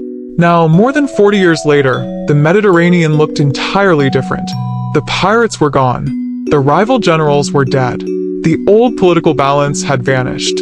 A single man controlled the Roman world. The Republic still existed in name, but history was quietly moving toward something new. Something that Julius Caesar had helped make possible, even though he would never live to see its final form. With the defeat of Antony and Cleopatra in 30 BC, the Roman world entered a moment unlike any it had experienced before. For generations, Rome had been governed through a complex system of magistrates, assemblies, and the Senate. Powerful individuals had certainly influenced politics before, but no one had emerged from decades of conflict with authority equal to that now held by Octavian. The young heir whom many had dismissed after Julius Caesar's assassination now stood alone. Yet Octavian had learned an important lesson from the fate of his adoptive father. Julius Caesar had accepted extraordinary honors openly. Many Romans admired him for it. Others came to fear that he intended to become a king. Those fears had contributed directly to the conspiracy that ended his life. Octavian understood that power could be exercised more safely if it appeared less obvious. Rather than abolishing the republic outright, he carefully preserved many of its familiar institutions. The Senate continued to meet. Traditional magistrates were still elected. Public ceremonies followed ancient customs. On the surface, much remained unchanged.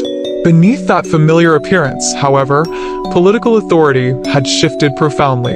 In 27 BC, the Senate granted Octavian the honorific title Augustus, meaning the revered one or the illustrious one.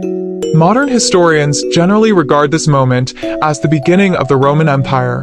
Officially, Augustus insisted that he had restored the Republic. In practice, he held unmatched influence over the military, provincial administration, and the most important decisions of government. His authority rested not upon the title of king, but upon a carefully balanced collection of legal powers accumulated over time. This approach proved remarkably successful. Unlike Julius Caesar, Augustus avoided creating the impression that he sought monarchy in the traditional sense. He called himself princeps, meaning the first citizen. The title sounded modest. It suggested leadership among equals rather than absolute rule. Yet everyone understood where real authority lay. The political system that emerged under Augustus is known today as the Principate. It combined republican traditions with the practical realities of one-man leadership. The arrangement brought something Rome had lacked for decades: stability. The civil wars ended. Provincial administration improved. Roads expanded across the empire. Trade flourished. Cities grew. The Mediterranean became safer than it had been for generations. Roman soldiers guarded frontiers stretching from Britain to the Near East. Merchants carried goods between Africa, Europe, and Asia with increasing confidence. Piracy never disappeared entirely, but it no longer threatened the survival of Mediterranean commerce as it had during Julius Caesar's youth. The sea that had once been haunted by pirate fleets gradually became the central highway of an empire. This long period of relative peace later became known as the Pax Romana, the Roman peace. Although conflicts still occurred along distant frontiers, the empire experienced remarkable internal stability for nearly 2 centuries. Many historians consider it one of the most significant periods of political continuity in ancient history. Ironically, the path toward that peace had been paved by decades of violence. The Republic's collapse had cost countless lives. Civil wars had devastated entire regions. Families had been divided. Political traditions had been transformed forever. When reflecting upon these events, ancient historians often returned to Julius Caesar. Some viewed him as the man whose ambition destroyed the Republic. Others regarded him as a visionary who recognized that the old political system could no longer govern an empire of such immense size. The debate has continued for more than 2,000 years. Even today, scholars disagree. The surviving evidence allows multiple interpretations. Caesar expanded Roman territory dramatically. He introduced lasting administrative reforms. He revised the calendar. He forgave many defeated opponents. At the same time, his concentration of power deeply alarmed defenders of republican traditions. Both sets of observations can be true. History rarely divides individuals neatly into heroes or villains. Instead, it presents complex human beings acting within equally complex circumstances. Perhaps that complexity explains why the pirate episode continues to fascinate readers. It captures Caesar before the enormous responsibilities of power, before civil wars, before dictatorship, before assassination. A young Roman noble stood aboard a pirate ship, surrounded by armed captors, refusing to surrender his confidence. No titles, no legions, no empire, only determination. The pirates believed they understood exactly who their prisoner was. History proved otherwise. Their captive would eventually influence nearly every corner of the Mediterranean world. His adopted heir would transform the Roman Republic into an empire. His family name, Caesar, would become synonymous with imperial authority itself. In later centuries, rulers across Europe adapted that name into new titles. The German word Kaiser derives from Caesar. The Russian titles are also traces its origin to Caesar's name. Few individuals have left such a lasting imprint upon political language. The pirates who demanded 50 talents of silver could never have imagined that the ransom they negotiated involved a man whose name would echo through history long after their own identities had been forgotten. Their greatest prize became their greatest mistake. Their brief victory became one of history's most famous reversals, and the story of their captive became inseparable from the story of Rome itself. As the centuries passed, the encounter between Julius Caesar and the Cilician pirates became more than a dramatic episode from a young nobleman's life. It became one of the most enduring stories of the ancient world, retold by historians, teachers, writers, and travelers who wanted to understand how one extraordinary individual seemed destined for greatness long before he ruled Rome. The remarkable part of the story is not simply that Caesar escaped. Many captives throughout history eventually regained their freedom. What makes this event unforgettable is everything that followed. The pirates believed they had completed another successful ransom.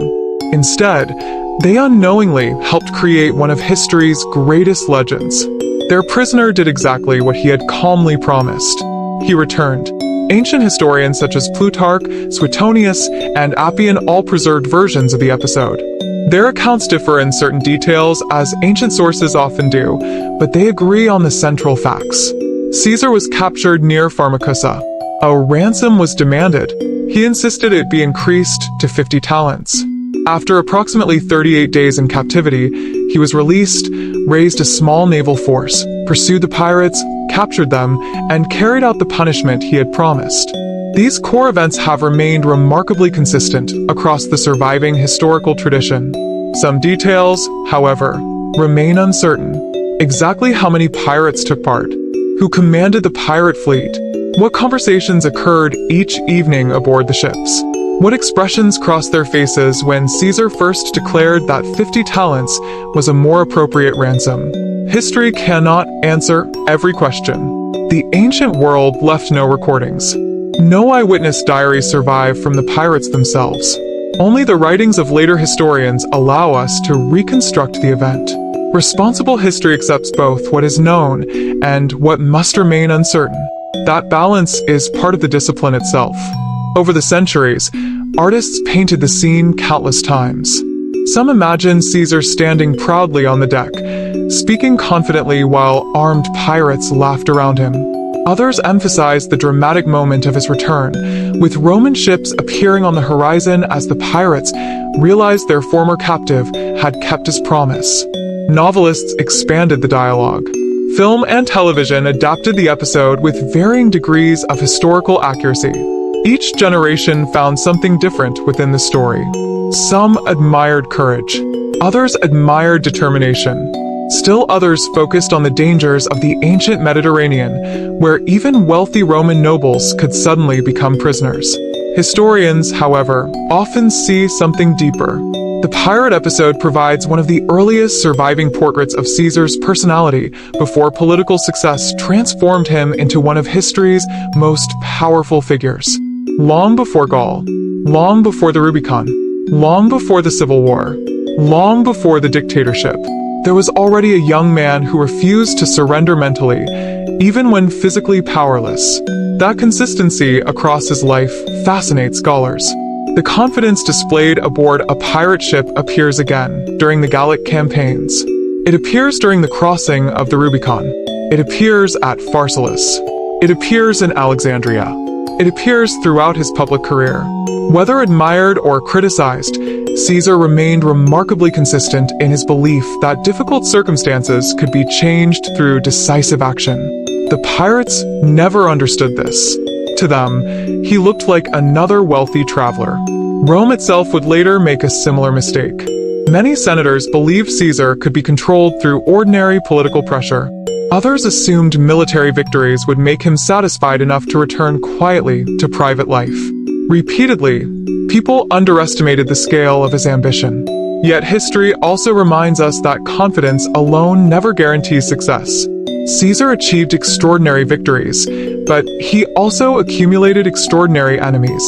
The same determination that inspired fierce loyalty among his soldiers created deep suspicion among many political rivals. His assassination demonstrated that even the greatest commanders remain vulnerable when political divisions become severe enough. No army could protect him inside the Senate chamber. No battlefield experience could prevent betrayal by fellow Romans. In that sense, the pirate story and the assassination form opposite ends of a remarkable life. The first shows Caesar overcoming captivity through courage and determination. The second shows that even unparalleled success cannot eliminate every danger. Both events reveal how unpredictable history can be.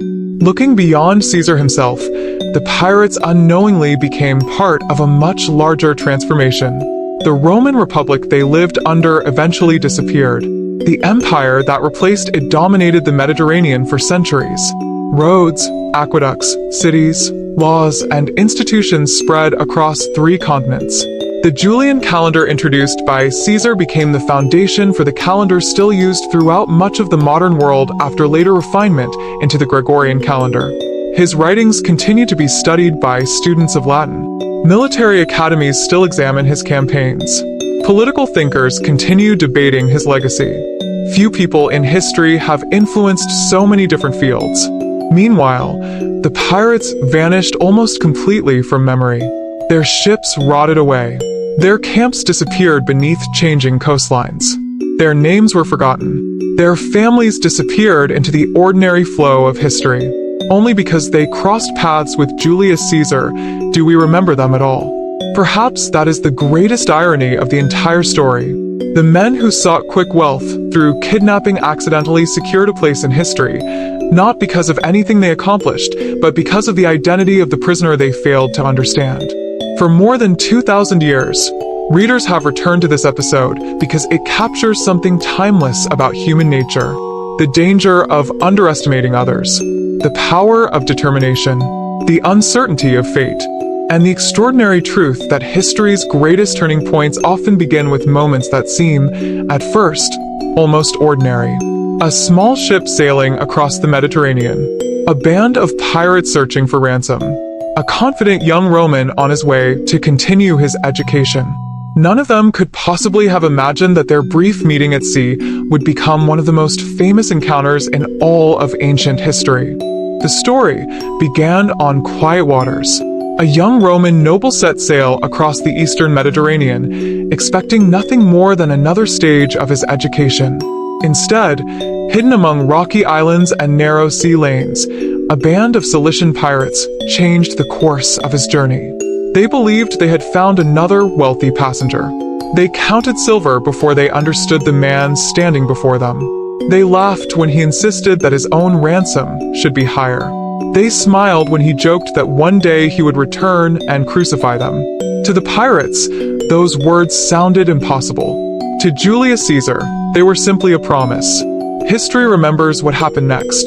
The ransom was paid. The prisoner walked free. Within days, he gathered ships, pursued his captors across the same waters, defeated them, and carried out the punishment he had declared while still in chains. The pirates disappeared into history. Caesar continued forward. What followed transformed not only his own life, but the ancient world itself. He crossed the Alps into Gaul and led campaigns that expanded Roman rule across vast territories. He wrote clear and enduring accounts of those campaigns, preserving one of the greatest collections of military history from the ancient world. He crossed the Rubicon, beginning a civil war that reshaped the Roman Republic.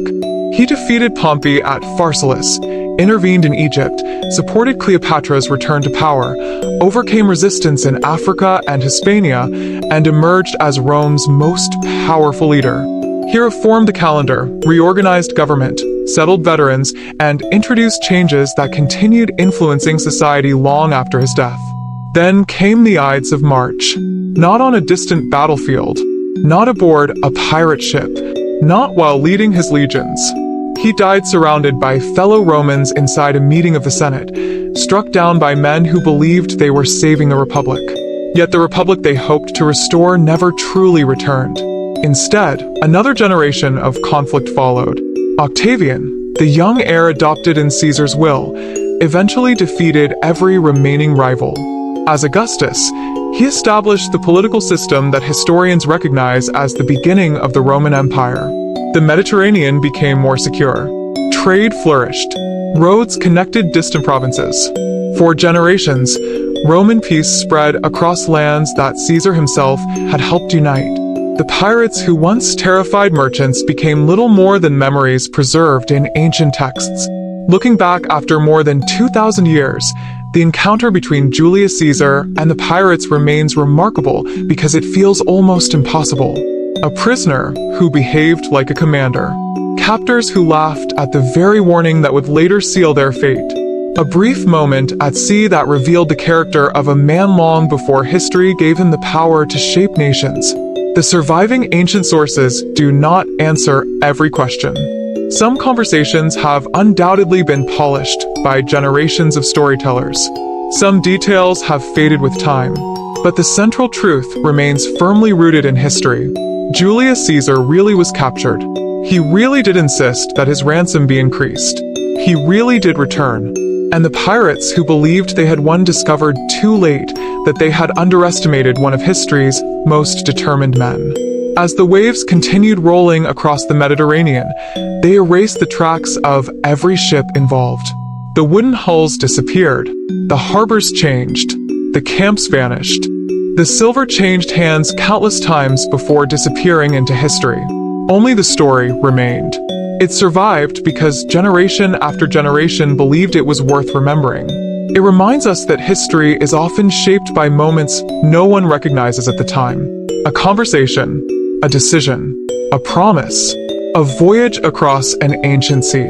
Tonight, as this journey through the ancient Mediterranean comes to a gentle close, allow your thoughts to drift back to those quiet waters where everything began. Picture the moonlight resting softly across the sea, the distant outline of rocky islands, and the slow creaking of wooden ships carried by the evening tide. Somewhere in that calm darkness, history quietly changed direction without anyone realizing it. Now, let your breathing become slow and steady. Close your eyes, let the sounds of the ancient sea fade into silence, and allow the stories of Rome, its pirates, and Julius Caesar to gently settle into memory. Thank you for sharing this journey through history. Until our next peaceful voyage into the past, rest well and have a calm and restful night.